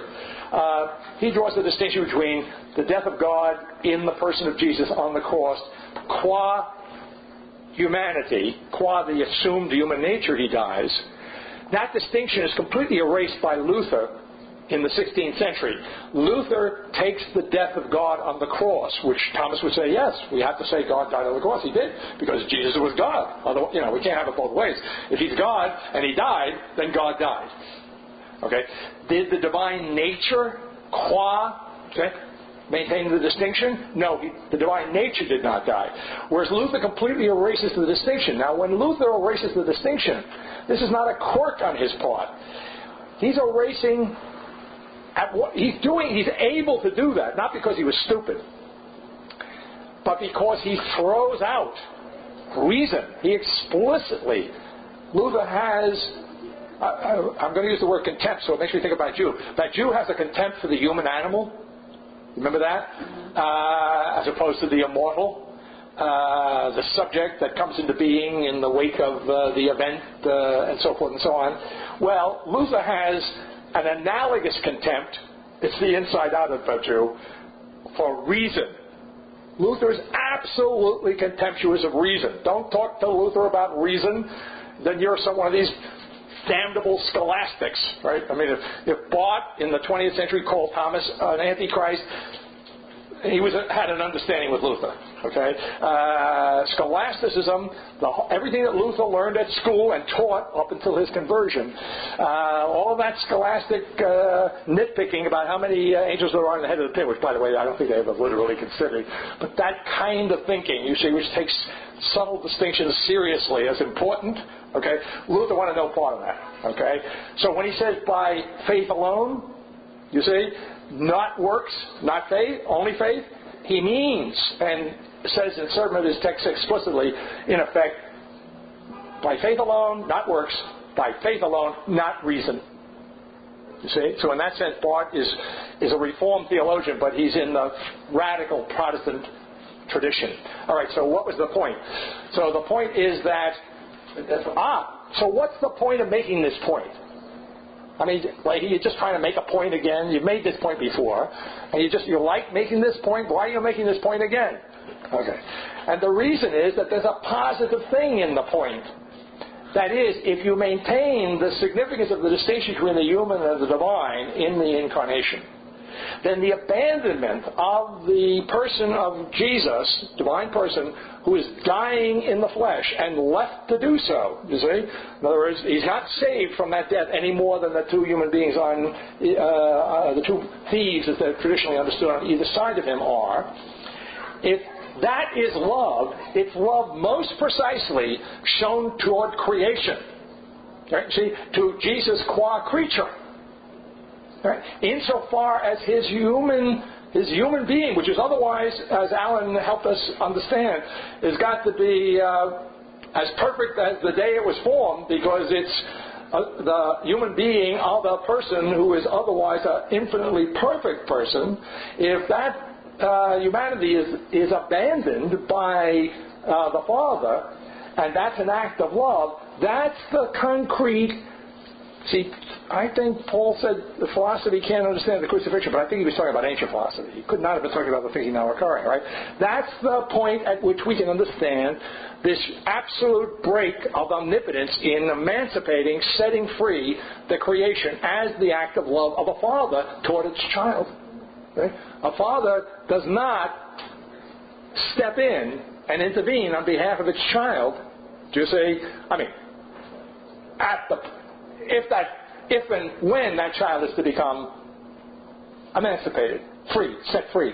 So the crucifixion is, see, and you see, and so when I talk about when I refer to Altizer as the erasure, I mean, he didn't start it. It culminates in the death of God theology in American thought. As the complete erasure of this very fine distinction, then what we're left with is what? We're left with a kind of desperate state, you see, in which Altizer can announce, not only, I mean, he can announce in the biblical sense, he can proclaim, it's a charisma in Altizer. He's a prophet. He is a prophet, you see, but he's not quite in this way a thinker, you see. He can announce, he can proclaim the death of God, but if you ask Altizer, I'm speaking intellectually now, and maybe personally, but I'm speaking intellectually, if I look at Altizer's text and say, well, now what? There's no answer. There can't be any answer. Do Do you see? Because in order for there to be an answer, you'd have to be able to think of something. You see that? Right? Yeah. So you're left. Oh! You're left hanging On the cross. Yeah. That's it. And for Altizer, and this is right out of his text, more than one text, that crucifixion for Altizer, best one I think is Heaven and Hell. I forget the exact title. So Descent into Hell? Then? Yeah, the Descent into Hell, thanks. The crucifixion for Altizer is the resurrection. That's it. It's over. End of story. Right? He does do a little bit, the next day, but there's no resurrection. Right? He's buried. He lived with Thomas Jefferson. He's buried. Okay. So what I'm saying is that's significant, right? So if you understand the validity intellectually of that continuing distinction, whatever the problem may appear to be, the self-consciousness a problem. You understand? If you maintain that distinction, then you understand precisely that the crucifixion is you ask what salvation is, and it's a number of things. I gave you the health answer in a kind of etymological sense. That's what it is. But in today's reading, I want to point out to you in Luke, if we ever get to Luke, we will get to Luke, but maybe not today, that Luke has what's labeled in our text the Benedictus by the old guy when Jesus is taken to the temple. And he repeats in there several times in the Greek, soteria, which is soteria, salvation. But if you look at the context, you see that salvation is not only health, but it's also in the context of that prayer uttered by the old guy, it's salvation from our enemies. It's the kind of salvation that the psalmist is looking for. It's the kind of salvation that the Jews were looking for when they were looking for a Messiah. Okay. Now, of course, the soteria that this guy is thankful to have seen the beginning of in this child that's brought to the temple is going to turn out to be something more than what he had in mind. Because the enemy. So, is there any truth in soteria or salvation being freed from your enemy? Yeah, it's being freed from darkness. It's being freed from the power of the devil. The power of evil, you see, the power of sin. So in that sense, it is not just health. I mean, it is health, but it's a health that is a consequence of a liberation, you see, from the fall, from the effects of the fall. Well, yeah. Well, ultimately from the effects of the fall, but immediately from the spiritual effects of the fall, which is the point that I was referring to last time in Augusta. Okay. I don't want to get too far ahead of myself on that point, but... all right, now, there was something else. Oh, here's what I wanted to do. And I'll give you a handout here for this.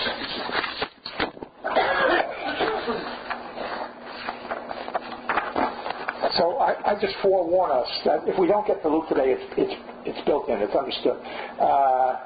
Luke's not scheduled for next week anyway. Half of them is a little bit. The first 9 chapters. Yeah. I can see what you've been doing, Les.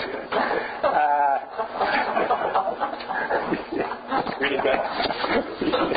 That's it, reading Matthew. Really getting into Matthew. Okay. You may recall, I hope somebody recalls, somebody's paying attention here, that somebody asked a meeting at Tupac, I can't remember when, was anyone else resurrected? I think it was Alan, but I'm not sure. Somebody asked, was anybody else resurrected besides Jesus? And I cavalierly said, no. This is why you have to be very careful what you say. Well, that's what I'm getting at, right? Okay. So where we're going here for openness is on page 1658. In the second paragraph on 1658, Matthew 27:51 and following, at the crucifixion, Matthew tells us that suddenly the veil of the sanctuary was torn in two from top to bottom. The earth quaked and the rocks were split, the tombs opened, and the bodies of many holy people rose from the dead. And these, after his resurrection, came out of the tombs, entered the holy city, and appeared to a number of people. Everything has to do, by the way, you have to be always very careful with all translation, and then after you get to the translation, you got to start looking at the punctuation. Okay, so this is a very difficult passage to have a simply definitive reading of in the original, because ancient texts, by the way, have the great. See, the ancient world people really were thinking all the time, so that you know what they did? They didn't punctuate, so you couldn't read anything. You couldn't read anything I don't know whether they had a newspaper. You couldn't read anything without having to think about what you're reading, right? So punctuation is a kind of aid to thoughtlessness. And what I'm getting at is that the question is, which we can't in any definitive way, except perhaps if you're doing the thinking now occurring, you can, okay? But I'm saying in the normal course of events, you wouldn't know whether when the tombs were opened and the bodies of many holy people rose from the dead, and you wouldn't know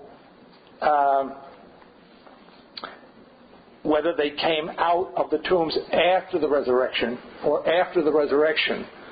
See what I'm saying? And these, after the resurrection, came out of the tombs and entered, or whether they came out of the tombs and entered the city after the resurrection. Okay. It's not a major point. I want to zero in on this passage for openness, because at first blush I'm reading this and I'm getting a little annoyed and wondering, is Matthew making Leahy a liar? I mean, we can't have this. There's got to only be one resurrection of the dead. How could we have more than one? Now, of course, we have a clue, starting with our friend Lazarus. And again, it's a semantic problem. But there's no question, the whole point of Jesus delaying his trip to wherever to see Mary and Martha, after having heard that Lazarus was on his deathbed, he not only doesn't rush off, take a time, let's hang out, who's going to make lunch, he gets there 4 days later, he's told, after Lazarus dies. So just kind of to make sure he's dead, you know what I'm saying? In other words, so there's no confusion here. Because all those little girls that Jesus was in the habit of bringing back from death, who were lying on their mother's couch and so on, you could say, well, maybe she wasn't really dead, but this guy stinks, says Martha to Mary or something, to Jesus. All right, so you have in the case of Lazarus somebody who is, without parsing the term too carefully, raised from the dead. Right? He was dead, he's brought back to life. Now we know by the tradition certainly that he will have a natural death later on, but he comes around, he's at one of the parties that they have, one of the dinners that they have later on that Jesus attends, and everybody comes as much as, I think, whoever it was that told the story, I can't remember, Matthew or Mark, whoever tells the story points out that they came as much to see Lazarus as they came to see Jesus on that particular occasion, right? Because Jesus may have had a reputation as a miracle worker, but this guy was dead, right? So he was a main attraction. I don't know what the analogy would be, like Ted Kennedy and Barack Obama, who's the big draw here, right?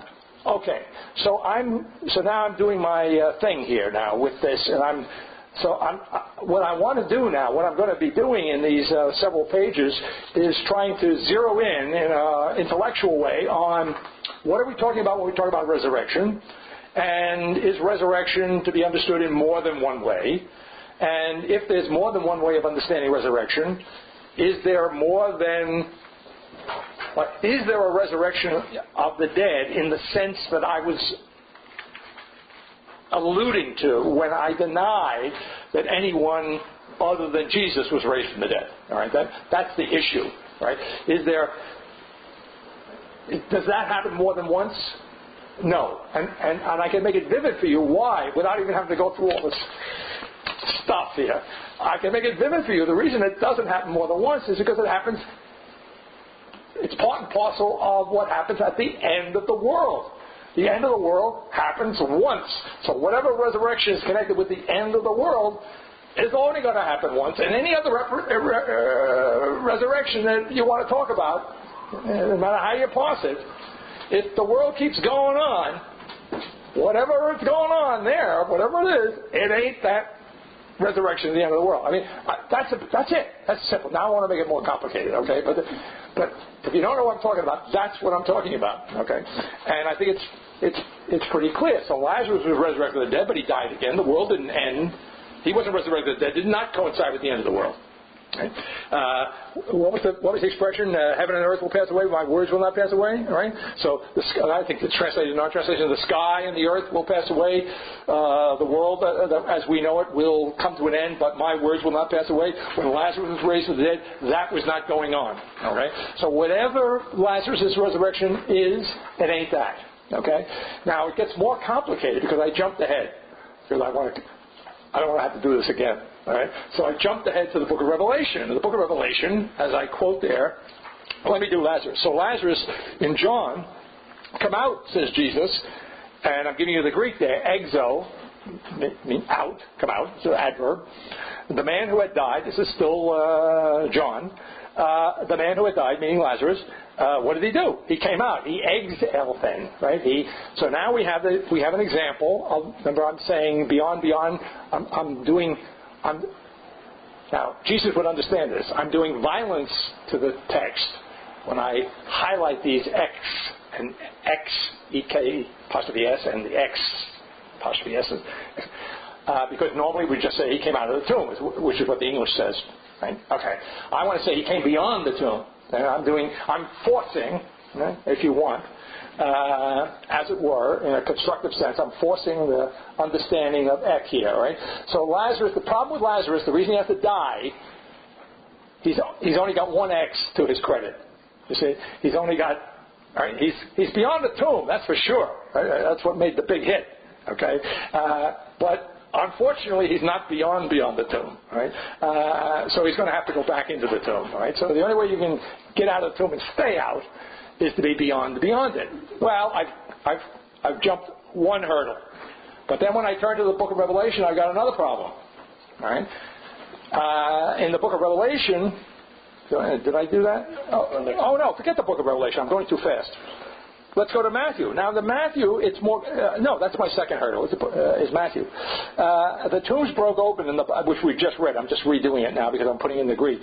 Broke open in the body, and I don't know what he said in our translation, but of many holy people, pola somata, many bodies of ton agion, of the holy, who had died were raised, and coming out from the tombs after his resurrection, came into the holy city and were visible to many. All right. So now my problem is getting more difficult because I have to say, I laid it out there. I got 2X. These guys look like they should qualify. So in some sense, it's clearly different from the resurrection of Lazarus. Right? He's only got one X to his favor. He goes back in the tomb at some point. Okay. Now, if at the crucifixion you got 2X going for you, there's no indication that you need to go back. Do you see? Now, of course, this is a very interesting passage. It's one of those very elusive passages. I mean, forget Leahy now. Forget the thing now occurring. Just the text itself is elusive because this is noted, but it doesn't go anywhere. Right? In other words, this is said by Matthew. He tells us about this event, but it's not followed up on. That would be the way of putting it. Right? There's no... we don't hear who. I mean, we're told that these raised dead appeared to many people in the holy city, but this is like what McCain is facing. Anonymous witnesses, right? Who are they? Right? What are their names? When Jesus rises from the dead, Mary sees them, and Thomas finally sees them, and Peter. So we got guys who are on the record. To say, who see Jesus raised from the dead. These dead who are raised at the death of Christ, we don't have anybody on the record testifying. So this is hearsay. I'm just speaking juridically, all right? Yeah, go ahead. Come out, Lazarus, come out. Yes, that's exactly what he says. Yeah, but meaning... Come out of the tomb. Jesus is standing in front of the tomb. Got it. And I always imagine him lying down on the living room floor, but No. They would have to say, "Get up." Yeah, which he does, by the way, say to one of the little girls, at least one or more of the little girls that he brings back from life. He tells her to get up, and then he tells her, give her something to eat. Okay. So if you're lying down, you get up, but if you're in the tomb, you come out. Okay. Okay. So. But I don't want to. Here's the point I want to make. I don't want to. I don't want to say. So you could explain. Some people do explain this by. I forget what I don't want to do them an injustice, but there's a kind of. And there's some hint of this in your editors that this is being added in here because it would be. It's a literary it's a literary tradition going back to the Old Testament that such events, such miraculous events would be associated with any kind of manifestation of the divine power. And so you could take it as a kind of a literary matter, you see. But I want to take it more seriously than that. But I don't want to equate it with the resurrection at the end of the world. Okay.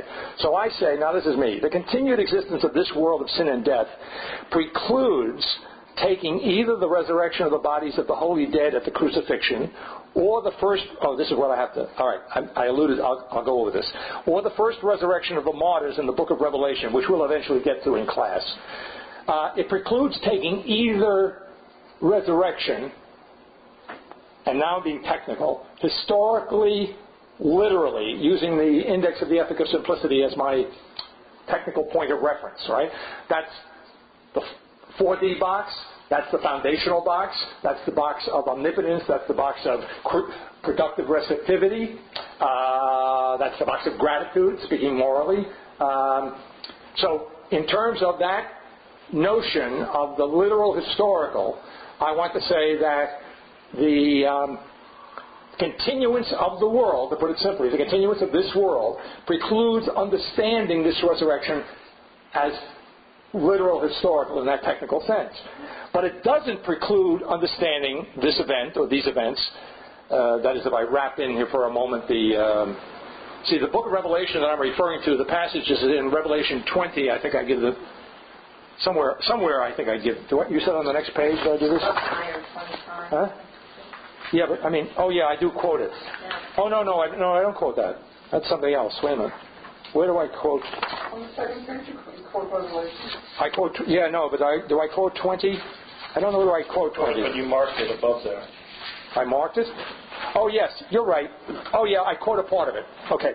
I quote the language of Revelation 20, verse 5. In Revelation, Revelation speaks of a resurrection of martyrs, of those who had lost their lives for the sake of Christ.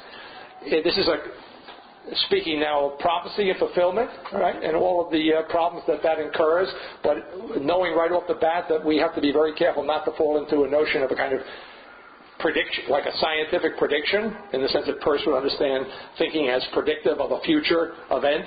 Do you see? Okay. But the book of Revelation, with all of those qualifications, speaks of a resurrection of martyrs, which will be followed by 1,000-year reign. They'll reign together with Christ for 1,000 years before the end, and then right before the end we'll have the end. You know what I mean? And all hell will break loose, literally. All hell will break loose, and then we'll have the end. And then we'll have the resurrection we're trying to get to, right? Okay. So in talking of that revelation, resurrection in 25, John, to whom that vision appears, calls it the first resurrection. Okay, and I'm going to give it linguistic standing by highlighting that first in Greek is prote, and the pro there, that's omega, is read because it's just the form as part of this word of the Greek preposition pro, or pi, rho, omicron. So omicron is just a kind of short omega. They're both O's. The point I'm getting at is that I want to say that in the notion of first, there is a kind of, not literally an ek, but there's a before. You see, there's a notion of a kind of priority. The first comes before the second. So there is a kind of beyond X quality to the notion of the first resurrection, and that will qualify it, tangentially at least, because resurrection, the ana in anastasis, is to stand, you could say, the way you look at it, it's to stand up, to stand from above, or it's a beyond standing in the way in which I'm doing violence to the text, right? So I'm saying that in other words, I'm cutting all the slack I can for the book of Revelation. I'm saying, okay, the first resurrection is some kind of, that passes the test. It's not an ek, but it's a pro ano, and that's okay. That's all right. Okay, that'll do. So how can I understand it substantively? Right, you see? And I'm saying neither of these resurrections is the resurrection of the last day, which is, and now I'm doing my own, I'm writing my own Greek here. Deutero, I don't know that anybody uses that language, although I wouldn't be surprised if one of the Greek fathers might speak that way, but nowhere in the text do I have that language, but I'm putting it in there to make the point. Right? I want to say, and I'm using my friend Peirce here to justify that Deutero, the second, literally, the second is the last, logically, ontologically, right? It's the last day. Remember I told you that Peirce understands that God, the absolute first is God the Creator, and the absolute last is God fully revealed or manifest. That's Peirce's way of ontologizing his pragmatic reception, if you want to put it that way, of the filtered through a lot of intellectual history, pragmatic reception of the, although he's not thinking about this explicitly at that moment, of the implications of the incarnation. You see? So we can get Plato's ideas moving in American thought only because that is penultimate to the thinking now occurring. It is, at that point, the latest manifestation of the impact on the shape of human thought, period. Okay, so I'm just playing around here, but it's a serious play. I'm saying, okay, if John of the Apocalypse talks about the first resurrection, let's talk about the second resurrection, and then let's talk about what second means in Beyond Sovereignty. 3:3, it means lacking to in this technical sense. You see? So the final resurrection is properly lacking to the first resurrection of the martyrs. Right? And then where I got to get to the point where I make this. Did I skip it? I want to get to the. I lost my. Why am I? You make the point. No, it's the next sentence. But these events are to be understood as spiritual anagogical, okay, events. And there again, going back to this goge idea, right? The ago meaning to lead above. All right. So the spiritual again has a kind of legitimate beyond this notion, right? And what I'm saying is that I can understand resurrections prior to the literal. And that's I want to hit that. I'll come back on that. Literal historical resurrection, the resurrection, the final resurrection at the end of the world, they can be understood as real in a real happenings, real events, spiritual happenings. Do you see? But nevertheless are not to be confused with. Nevertheless are clearly able to be distinguished from. The final resurrection. That's really all I want to say. But then I thought, and I didn't write it down, but I thought it's an interesting idea. I think you have the beginnings here. If you understand what's being said here, you have the beginnings of understanding. Actually understanding. In other words, you have the logic which makes intelligible, or at least is a beginning of the intelligibility of these miracles that are all over the place in the text, right? In other words, healing blind people, raising people from the dead, Lazarus, little girls, and so forth and so on, you name it, cripples, you name it, are all what? They're all forms, spiritual forms of healing that can be understood spiritually as real, you see, in that sense. I'm thinking as I'm looking at you, every time I look at you now I think of fulfillment. In a certain sense, are kind of prefigures, you see, forms of the ultimate resurrection, you see, which will be the fulfillment of all of the resurrections, as it were, more near at hand, or all of the cures, as it were, closer to hand. You see what I'm saying? So it's not as if this is, again, it's not an either or between these resurrections or these healings. That's what I really want to get into, right? There is a logic That's what I want to say. There's a logic to these signs, right? And that's what when I say it's not magic, there's a logic to it. And there is a prefigurement of the ultimate fulfillment of each of them. And in that sense, you see, signs sometimes are good, sometimes are bad. In the Gospels, I think we noticed, depending on the author. I think they're okay in Matthew, but not so great in Mark, something like that. Right? Whatever. I can't remember who's who after a while. But you know what I'm talking about. And I'm thinking, well, on the deeper level, the reason for that is that they're thinking about signs in a different sense. If the sign is the prefigurement of the ultimate fulfillment in which one needs to believe and of which one is going to be a constituent member, you see, well, then the sign has a positive and valid significance. But if the sign is just to prove to you that I'm who I say I am, do you see what I'm saying?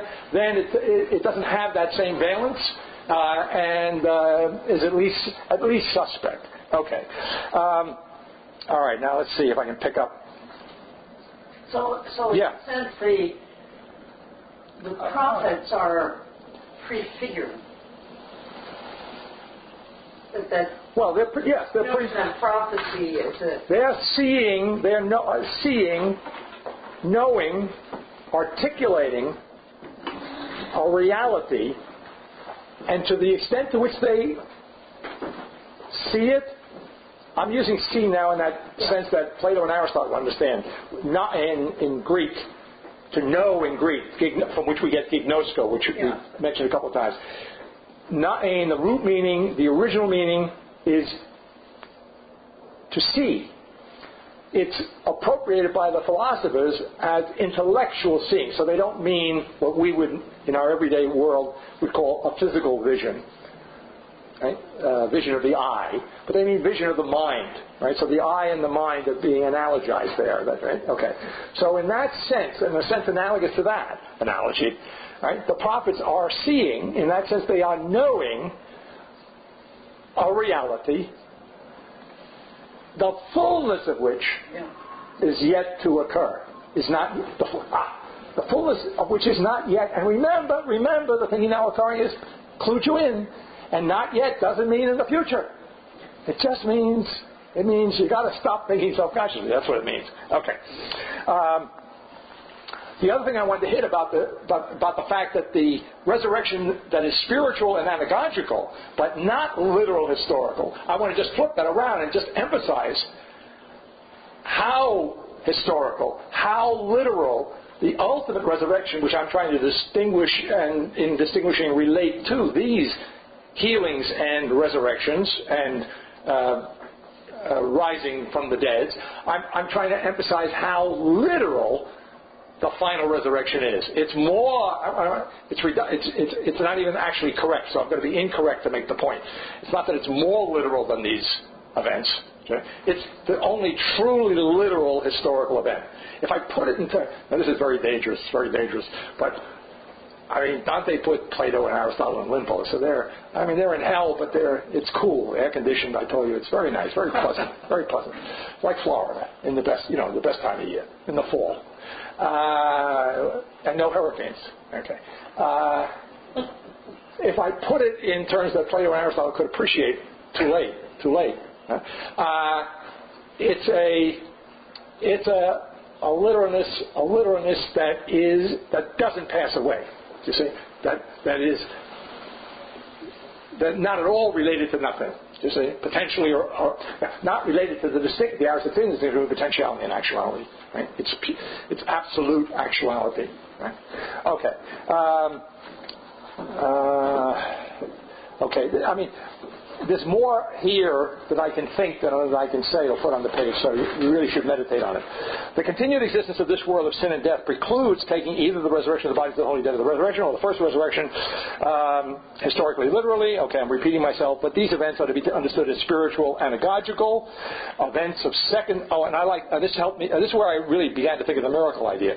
They are events of second order nature properly lacking to the first nature. In other words, if I cure you on the spot, as Jesus does a number of people, any number of people happen by with faith now. Okay, that's not what we can call first order nature. That's second order nature. That's a power properly lacking to the first order nature, but it's a power that he gives the disciples in both Gospels.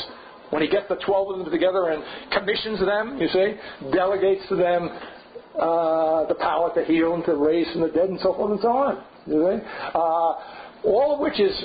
I mean, that's you might say, depending on where you're coming from, that's a problem. I got enough problem with that. Forget that. I don't really have to talk about the end of the world and the resurrection of the dead. But if you understand, you can't even appreciate what's going on there unless you got to start with 4. You've got to start with the end of the world. You've got to start with the final resurrection in order to, the literal historical, in order to understand the spiritual reality of those second order natural events.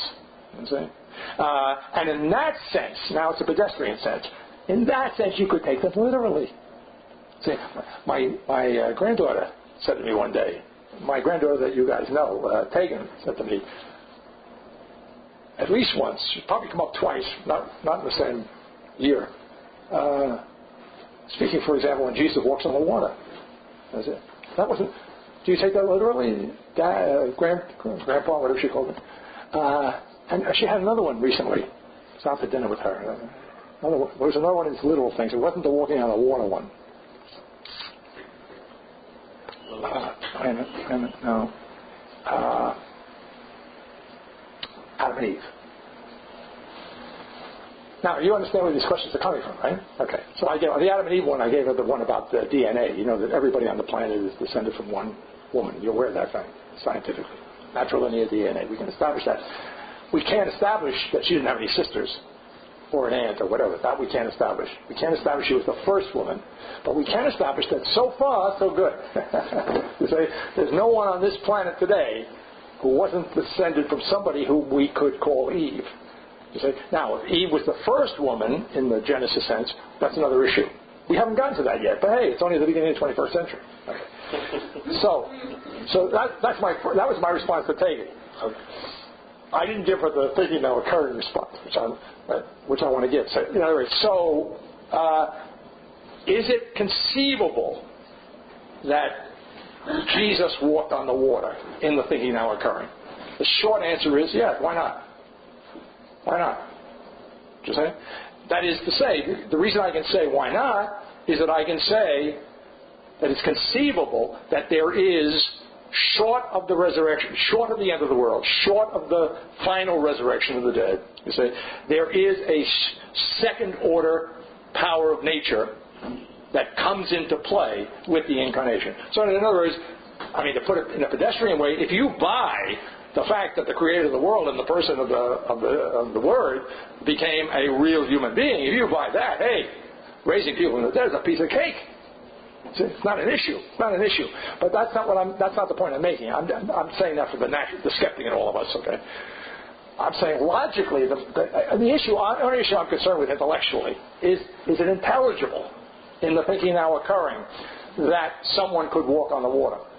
And I'm saying, yeah, there's no logically, ontologically, there's no reason against it if you understand the reality of the distinction between first and second order nature.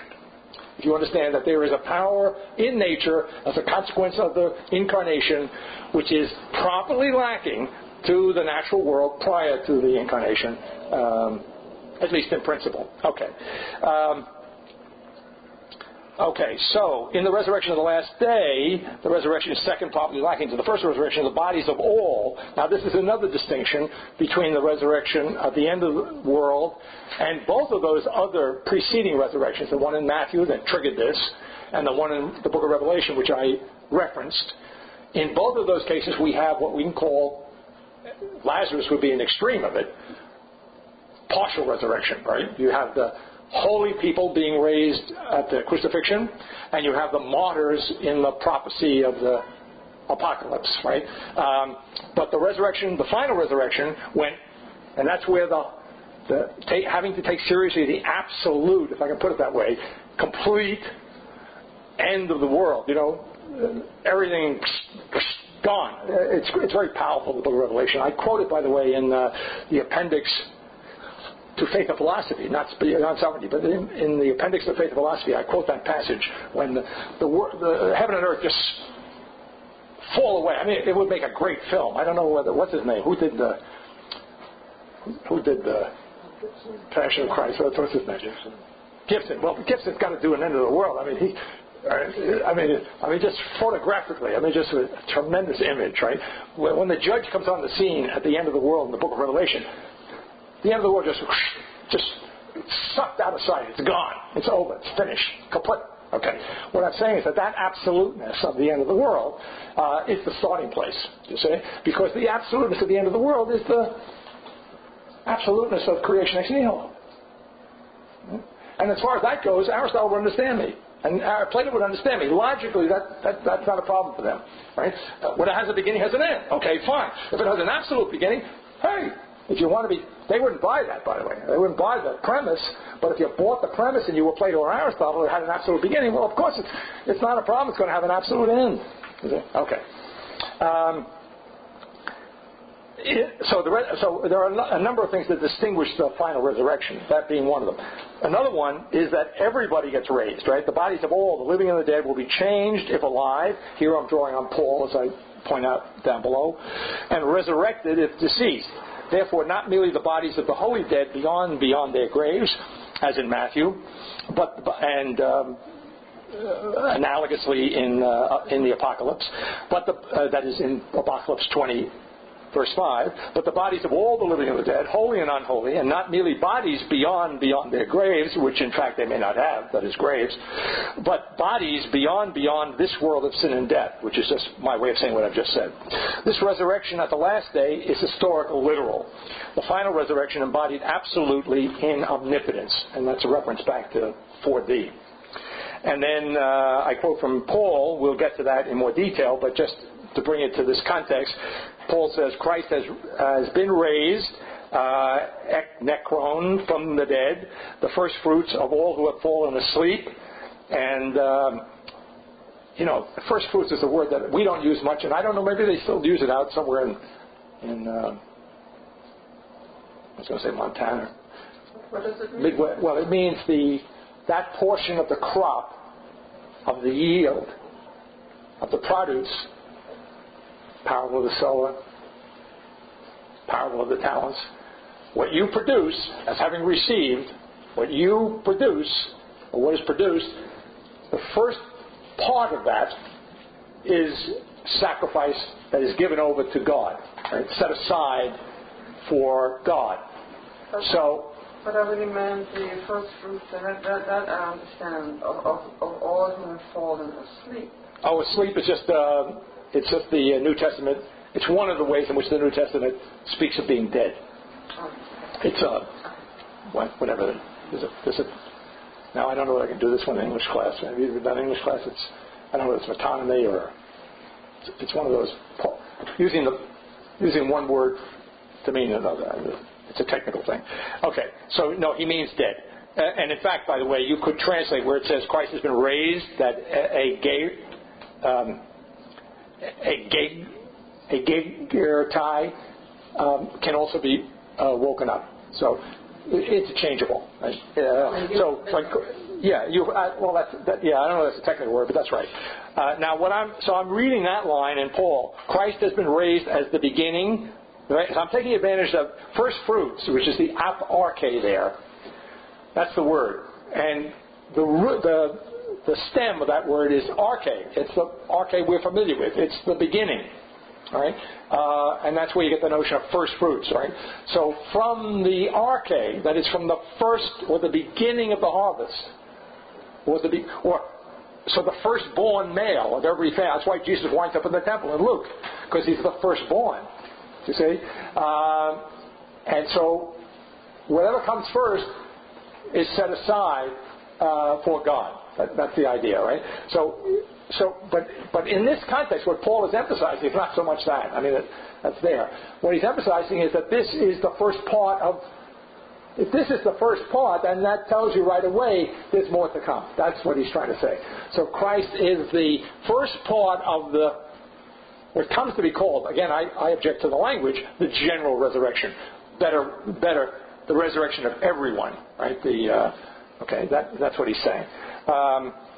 Christ has been raised at the beginning of the first, as the beginning / the first of the dead, and the language is very good here in Paul because he's got both the ek and the op. Right? He's got yeah.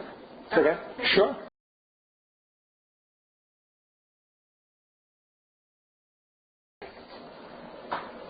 I love it. I love it. Oh, that's a great. What'd you say, Sarah? Just repeat the Is asking. She thinks I haven't already thought of this. You see, I'm teasing. She's asking. The basic premise here is that all of these other resurrections, no matter what you make of them, okay, let's not quibble, can't be the resurrection, with a capital T, capital R, at the end of the world, because the world is still here. So, well, wait a minute. Does that mean that the resurrection of Jesus, the world still being here when he comes back, is, I don't know whether you put any adjective on it, but I would say, is it suspect? Is it, can you not take it historically, literally? Yeah. That's excellent. Now, let's see if I can find the answer. I know the answer, but I'd rather read it since I took the time to write it down.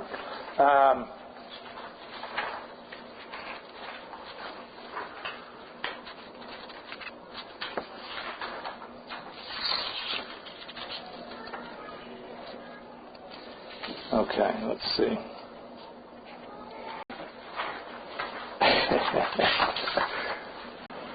Well, I wrote it down succinctly, and it's got to be here somewhere. Could it be on page 4? No, it can't be on page 4. That's right. You do, on the second page, say, in parentheses, accepting the body of Jesus. Yeah, where do I say that? Whereabouts on the second page? Under Revelation 21:22, it's the second paragraph. Okay, thank you. Sarah, on page 2, in the middle of the page, just a little bit above the middle, page 2 of the handout. Prior to the resurrection, the bodies of those beyond the world are not beyond the world, accepting the body of Jesus, and here's the answer to the question. And the question is right on, right? Accepting the body of Jesus, who qua absolute person, and here I refer you to the second appendix of Beyond Sovereignty, qua absolute person is never separated from his body. And what I love about the question that you asked, which happily imagine if I hadn't asked myself that question first, I'd be up the creek here.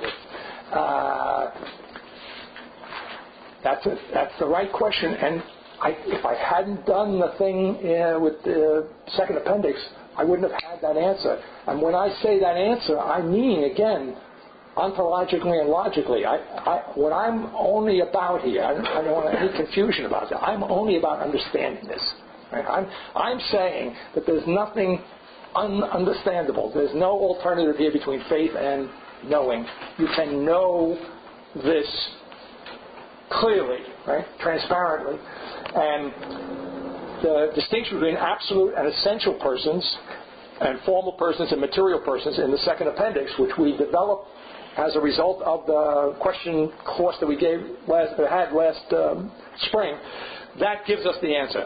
Now, it's reinforced. I think I quote Thomas here. Never separated the body, even in the grave, even in death. And then Thomas, who wasn't doing the thinking now occurring, but he had this notion, you see, which I quote verbatim, in English at least. When the soul, speaking of the soul of Christ in the tomb on what comes to be known as Holy Saturday, and this is also, I actually quoted this to Altizer in 1997. That's where I dug this up. My emails, like you can search in emails. I knew I had told Altizer this because he needed to be told.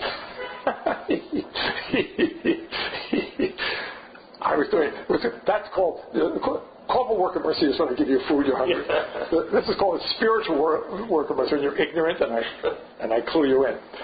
I did all kinds of the spiritual work of mercy of calling this passage to his attention, 1997, because of course, again, in Altizer, following the erasure of reason in Luther, if you get Christ into the tomb, he's there and he's dead, and he's as dead as his body, and that's the end of it. Right? Okay. Whereas Thomas points out, again, relying on this subtle distinction between the human and divine nature and the one person, is that even the dead body, right, allowing for the death of God in his humanity on the cross, qua infinite divine person, that person could not be separated even from his dead body. And that's something I think that no one else can quite lay claim to, right? That's quite an achievement. Okay. But of course, we're ascribing this achievement to the creator of the world. Okay, so I mean, it's a kind of light of it. Now, here's another one, which is, I didn't get a chance to write it down, but I was thinking of this, and I think you'll like this, Nancy, because you keep asking questions, not immediately, but I associate you with Mary somehow. I don't know why. I know why. Okay, but I don't. But it doesn't make any difference. Here's the point. We're going to do Luke, and it's also because we're going into Luke. Now, I'm speaking now qua thinker. This is what really gets me going. In Novitas Mundi, you were asking me how long ago I moved up to Pennsylvania, right? 35 plus years ago. Well, I wrote Novitas Mundi, and this particular part of Novitas Mundi, good 30 years ago, maybe 31, 32 years ago. One of the appendices to Novitas Mundi, I'm not sure which one it is. It's probably the second or the third, either beta or gamma. Doesn't make too much difference. You can find it by looking up in the index Mary. I say in there, and again, a totally unintelligible text. I warn you, Alan, if you ever attempt to look at it. Okay, well, if you have a look at the appendices to Novitas Mundi, they rival the first half of Foundation. It's hard. It's a toss-up, which is more or less unintelligible. In one of those unintelligible appendices, I say of Mary, I actually name her, and I speak of her as being the exception in essence, because I've left off another whole issue here. I can justify leaving it off, even though I'm now into it. I can justify leaving it out because it's not in the text.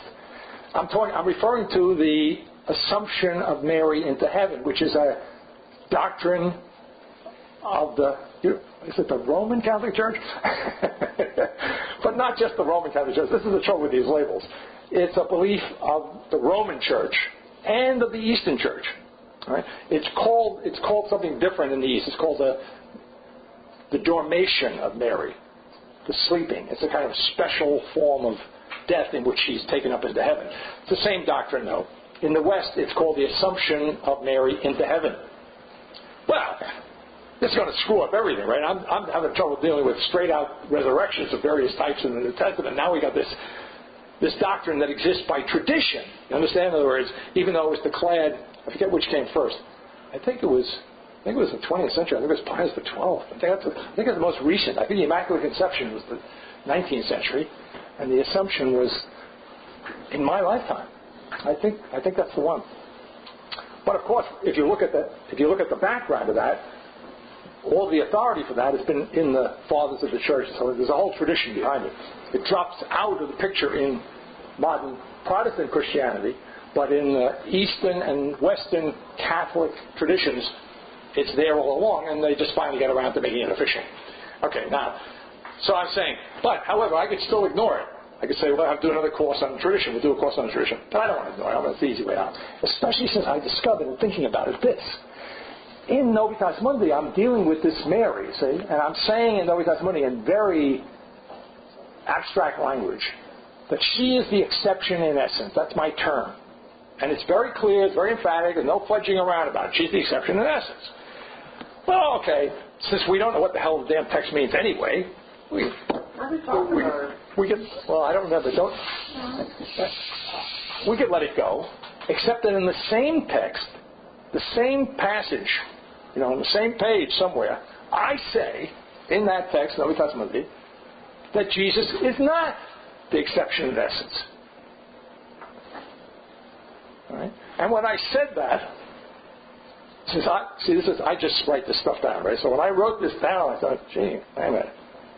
How can she be the exception in essence and he's not the exception in essence? Now, of course, I was thinking, well, of course she doesn't get crucified. He does. You see? And he does pay the penalty, as it were. If you want it, again, what is salvation? It's redemption. Okay. And she doesn't, right? I mean, she suffers, but not in that way. Okay. So that's what I meant. He wasn't the exception in essence. She was. But I'm talking about exception in essence, non-exception in essence. I'm talking I'm not talking as Hegel would say picture language. I'm talking ontologically. I'm saying she is the exception in essence and he is not. Well, how could that be? And it was only 30 years later, last spring, in the second, what now is the second appendix to Beyond Sovereignty, that I have the answer, and I only realized that I have the answer as of last spring, today, getting ready to come to class. She is the exception in essence. He's not the exception in essence because he is not an essential person. He's an absolute person. And all was missing in Novitas Mundi was that filling, say, well, he's not that, but well, then what is he? I didn't answer that question. I didn't raise that question. But I've now answered the question. Another example of the question that was the answer to the question was not asked. Okay, so there's something about the structure. All right. Now, Thessalonians, Corinthians. I'm not going to read them for the sake of time. They're just proof texts, as it were, to support the notion, the distinction between the final resurrection and the final resurrection. Oh, and then also to point out, support the notion that we're talking about an end of the world such that some to be resurrected, you don't have to have died a natural death. You don't have to be in your grave. Paul anticipates, or understands is a better term. He understands that at the end of the world, some will be alive. To go back to Sarah's question about the end of the world and one will be taken, the other left. Sarah? Yeah. Right? Are you with me? So in the context of Paul, the one taken and the one left means that what? That I want to associate being taken with being resurrected, not from death, but being taken alive, so to speak. Right? Anyway, it's a thought. I don't want to pursue it. And then even though I said I won't read them, the third quote there at the bottom of page 1 of the handout, 1 Corinthians, Paul says, "Behold, I tell you a mystery. We shall not all sleep, but we shall be all changed." So what does resurrection mean to Paul when we're talking about not, to go back to Nancy's way of thinking, not either getting up or coming out, right? Not having been buried, not having died naturally. If you're going to be part of the resurrection, if you're going to be taken up, seized, as it were, in that moment, what does it mean to Paul? Well, his language is Allah gesomata. And the Allah there is nice. It's other. You're going to be othered. You're going to be made. You're going to become another. Right? So it's the notion of change and otherness, which is part and parcel of thinking now occurring. Right? Absolute otherness, absolute change would be a way of, logically, a way of approaching what occurs at that point. All right. Right? Yes. Yes. Question. Yeah. When you were talking about everything being intelligible, just what popped into my mind is, what about the word mystery? And here it is. Okay, yeah. The word mystery is used a couple of times. I think Jesus actually uses it already in one of the texts that we've read. And when he uses it, he talks about disclosing the mystery. So yes, there is a mystery that is now being apocalypsed. It's now being revealed. You see, just as Heidegger loves this about truth, right? Aletheia in Greek is not hidden. Truth, etymologically, is not hidden, and Heidegger runs with it. It's part and parcel of his thinking. You see, and in that sense, he's indebted. In that sense, with the Altizerian spin on it, Heidegger is not only a theologian, but in an Altizerian spin, he's also an apocalyptic theologian. You see, he's also a revelation type thinker. You see, okay. So I think that's the direct answer to your question. And the thinking now occurring wants to say, okay. And the thinking now occurring wants to say that speaking intellectually, in some essential sense, the mystery is altogether disclosed, right? We work through the... Right? Okay. David, altogether, what was that word? Disclosed, revealed, disclosed, uncovered. So I speak also in Beyond Sovereignty in 3:3 in the footnotes, especially in Greek, although I speak up in the text too, of the beginning of the resurrection being at one and the same time the beginning of the apocalypse. The beginning of the resurrection, the beginning of the revelation, in the full sense of the word, is now actually occurring for the first time, essentially in the form of thought. That would be a fairly technical way of putting it. All right.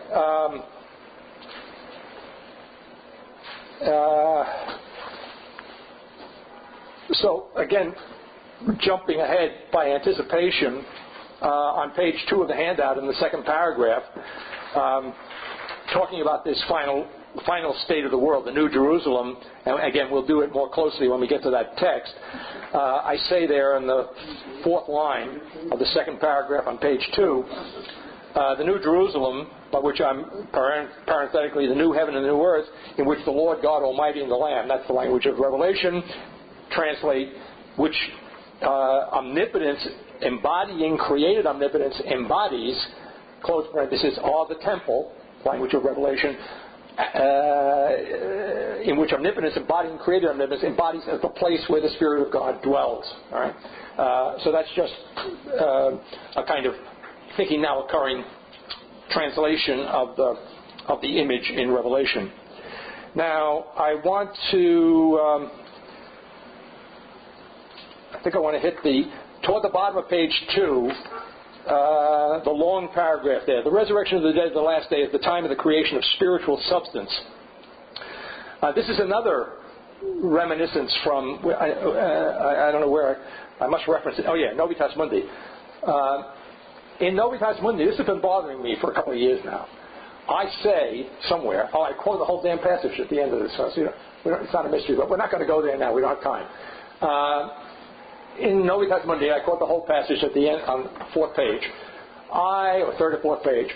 I speak of this end of the world in my terms as the creation of spiritual substance. And it's bothered me. It's like Mary is exception in essence, but Jesus isn't. And, how can we have a creation of spiritual substance, especially when we got Thomas's angels are, by definition, spiritual substances. Do you see the problem? Because you understand, I'm not throwing out Thomas. I'm just saying, he did his thing in the 13th century. He's not doing anything now occurring. We do anything now occurring. But if I shouldn't be able to find anything in the thing now occurring which out and out contradicts what he's saying, right? And I've already used spiritual substances in the second appendix of right. I've accepted. I've taken in. I've adopted his language for angels. So how can I speak of the end of the world, all of a sudden we're going to have a creation of spiritual substances, when presumably, according to Thomas, spiritual substances were around since the dawn of creation, literally. He makes that point. He considers, were they created before the natural world? No. They're part of creation. They were created along with everything else, right?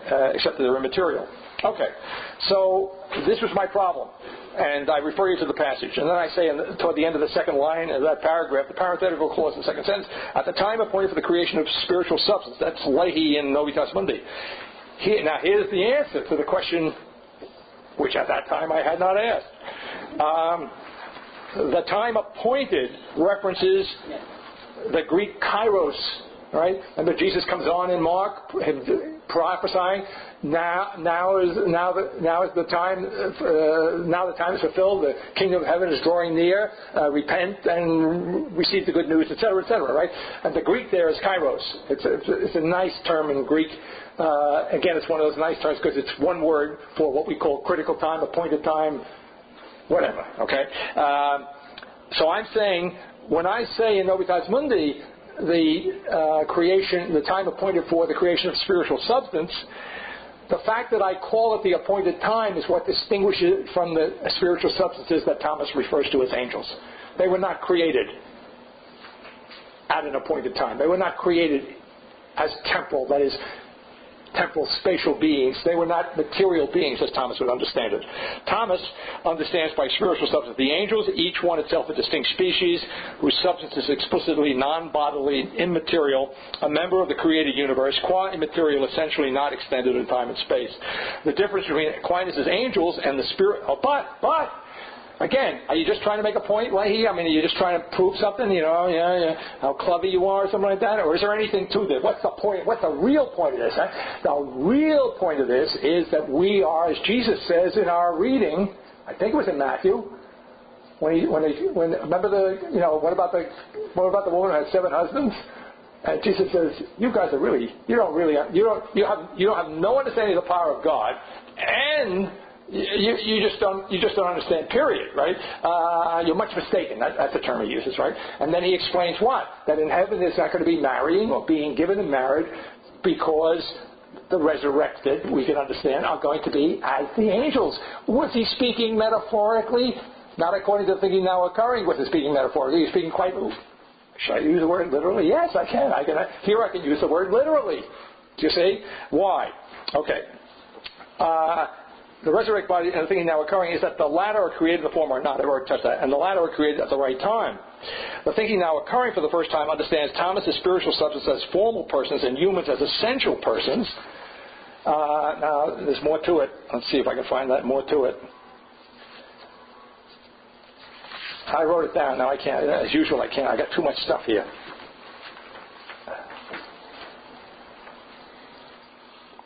Well, yeah, maybe it's the second paragraph. Maybe that's what I'm looking for. On page 3, when they stand, that is, those who rise up from the dead. I quote. There it is. So stupid. Neither will they marry or be given in marriage. I quote the passage that's relevant here. Then I say, when they stand, get up, Nancy, when they get up, when they get beyond, they are as formal persons. So I'm thinking, Jesus tells me they're angels, and we know from the thinking now occurring that angels are formal persons, and we can now distinguish them from, and we already have, from essential persons, which are human beings, right? So when essential persons are as formal persons, their bodies metaschematized. Now we got Paul and we got everybody here. It's a party. Everybody can come to this party. Just like the Irishman who saw a big brawl going on and says, "This is a private fight, or can anybody get on?" As formal persons, their bodies are conformed to the body of the resurrected incarnate Word. The form of their bodies is then the form of the body of the absolute person, who is the Word of God. The holy qua resurrected bodies are formally, now here, that's the key word I'm leaving in there, so every word counts for the thinking now occurring. They are formally absolute persons. They're formally divine. And I don't know whether it comes as a shock to you, but you don't hear this much. You don't hear this much, especially in our world. We wouldn't even get this far in our world. But if you know anything about serious theology, from Augustine on through Thomas has to do it because he's an Aristotelian of sorts. It's very awkward in Thomas. Thomas says, naturally we can't be like God, right? Can't be divine. So he has to. God's going to have to superimpose. I'm paraphrasing Thomas. I'm not doing him full justice, but he deserves it as a 13th century guy. We have to superimpose the divine form on top of our natural form. He gives us a deity form, a God form. That's Thomas's way. He's a form and matter guy, right? Okay. I already told you, Augustine, 800 years before, just cut to the chase, right? That when we see God face to face, we are going to become God, period. He doesn't go into he's not an Aristotelian, Augustine, so he doesn't have the problem. Okay. Well, I'm neither of those, right? The thinking now occurring, we need to be technical. I like Thomas's technicality, but I don't like the bric-a-brac, pre-Kantian way in which Thomas goes about it. I mean, fine for the 13th century, not for us. Okay. Because William James was right to that extent. He's right to that extent. We need a smoother approach here, right? So, in the resurrection, the essential persons become as formal persons, and that identification takes. Now this is a little redundant. I'll get rid of takes. Is the creation of formally absolute persons. You see? And in that sense, we will be able to understand the epistle to the Hebrews, where Christ, qua man, I mean, of course, he's the incarnate Word, but is raised above the angels. You see? And if you've been, I don't want to corrupt you now. If you've been subjected to any Roman Catholic influences, you've heard the expression. See, all times it's got me on my toes now. You've been suggested that Mary is actually called the Queen of the Angels. Well, I mean, maybe Jesus can get off being the King of the Angels because right, Jesus is an absolute person from all eternity. But how could Mary be the Queen of the Angels? Okay. Well, logically, it's not a problem because without getting into the different kinds of at the resurrection, not only is she going to be the Queen of the Angels, but we're going to be courtiers. I hate this metaphor, but I'm into it. In that court, which is superior to the angels, the essential persons, metaschematized, as what in the language of thinking now occurring, are formally absolute persons, are going to be formally superior to the merely formal persons that are the spiritual substances that were here from the get-go. All I want to say, I only want to say, it's not a problem intellectually, not a problem at all. Okay. All right, now the question, this is one of these three questions, I guess, and I quote part of it here on page 3 of the handout, just as kind of background to something else I want to do. So this is the next paragraph where I have the unum and the 0 and the 1 is not part of my answer. The full answer I quote later on the handout, and you can find it, of course, and the original question on the question and answer forum. But I use part of my answer to her as a kind of background for setting up what I want to say in that middle paragraph on page 3 of the handout. So let me just quote that portion of my answer, which basically had something to do with, I can't do justice to it, but the notion was, well, when we do Peirce or Plato or Badiou, we're always drawing the distinction between the thinking now occurring and these thinkers and their texts on the basis of the fact that in one way or another we're making a distinction from texts that are in one way or another colored by or embodiments of some form of self-consciousness, more or less developed, more or less implicit or explicit. But point on the question is, well, but in the case of the New Testament, you can't allege that as the problem or the difficulty of dealing with the text or the context of which you're going to do the text. And that's perfectly true. So what is the difference? Right? That's the question. So I do answer that at length elsewhere on this handout and on the forum. But let me just start with the first part of my answer. The event witnessed in the New Testament is Revelation, Apocalypse, Aletheia, with a nod to Heidegger. The full disclosure of divine love omnipotence. That's what I'm filling in there, what the fulfillment is. Where fullness is not an alternative to increase, where fullness has no boundary, I've already hit that earlier, that is perfect now and not in this static sense. You see, perfection is not stasis. Perfection is productivity, that's what it is. It's infinite productivity. Now, not yet, the hour beyond now, which I discussed last time in class, the fullness of time occurring as never before. For the first time, the absolute now. Neither absolutely nor essentially nor materially so, this apocalypse is formally unprecedented. So I'm talking there, up to that point, I'm talking about the apocalypse in the New Testament. You see, I'm saying that apocalypse is formally unprecedented. And that's where, and it must be in the last part of the quote that I have later on in the text, and I've already referenced it. So since it's formally unprecedented, in the now of the New Testament, we get this otherwise strange passage, which people have been wrestling over for a couple of thousand years. The kingdom of heaven is suffering violence, being taken by violence. What are we talking about? I thought these guys are all peace lovers. Okay.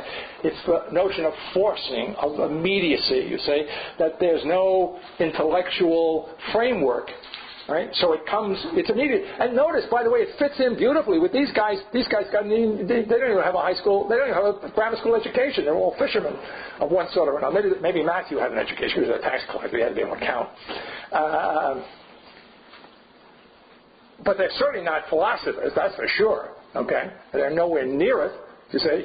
And forget being philosophers, they don't have a framework. And so the fact that they're dummies, we really got to give them a lot of slack there, right? Because they're dealing with something They're dealing with something that, they hardly be expected to get it. I think Jesus may be all too human in evidencing any kind of impatience. Luke cuts out all the nasty comments. By the time you get to Luke, he's cut them a lot of slack. All right, so now here's the new thing on this handout. The formally unprecedented New Testament apocalypse, which I'm associating with immediacy in the sense that I've just alluded to. Thinking now now we're doing a proportion. Is the thinking now occurring for the first time, which relatively speaking, this goes back to the fuller answer, which is on the handout later and on the forum.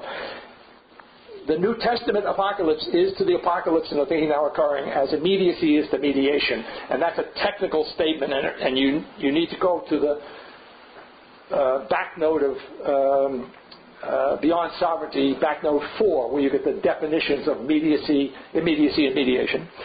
As corporeality essentially newly thought for the first time. Now here's the trick. That's the same thing as the thinking now occurring. So what is mediation? The thinking now occurring is mediation vis-a-vis the New Testament. But vis-a-vis what's coming up in the way of the end of the world, it's immediacy. Do you see what I'm saying? And this is another way in which I've finally been able to articulate something that is struggling to be expressed in Novitas Mundi. You keep coming. This is an issue in those appendices, which you come across and you don't know. It isn't dealt with, right? But it's acknowledged, all right? Okay. But here's the clear answer to it, okay? So intellectually, Aristotle wouldn't have a problem with it. I mean, have a problem with this, but formally he would understand, because in Aristotle, as I told you a long, long time ago, what is matter in one context is form in another. In other words, when I learned biology, my mind was material. Now it's formed by biological knowledge. But having biological knowledge as the form of my mind doesn't make me a biologist. I have to go into the lab and do some experiments. So my biological knowledge, which is formed to the unformed matter of my mind, is only matter to the actualization, the formal level of the acting biologist, you see? And I'm doing the same thing here. I'm saying that analogous to the form and matter distinction in Aristotle. I say only analogous. I don't want to push it too far, but analogously, what is mediation vis-a-vis the text of the New Testament is itself, as if it were the text of the New Testament, compared to the fully literal historical fulfillment of what is now, for the first time, clearly understood in a way that it wasn't and could not have been de facto in the New Testament. And then as I'm wont to do, all right, so the corporeality essentially newly thought for the first time is that the corporeality resurrected on the last day. And then I translate X is to Y, as Y is to Z. Thus, you can meditate on that. XZ equals Y squared. And then I translate that back. The formally unprecedented New Testament apocalypse, identified with corporeality resurrected on the last day, which is just standard theology, it equals the transcendence, the absolute fullness. Now, to bring in Nancy's input here, the transcendence meaning now we can say absolute fullness, absolute actuality of corporeality, essentially newly thought for the first time. And if I were to be redundant, which I'm not going to be, literally, now. So that's where we're at. We've pushed the clock, not surprisingly. We will play a little catch-up with Luke. That's kind of planned. And hopefully we'll finish Luke next time. So if you haven't done that, do that the next time. Okay, Sarah? Okay, Dave. All right. Any last minute questions? No, of course not. We'll just end on that simple note there. Okay. And if you have any questions during the week, use the forum. Yes, I will. All right. Take care. Yes, bye-bye. Bye-bye.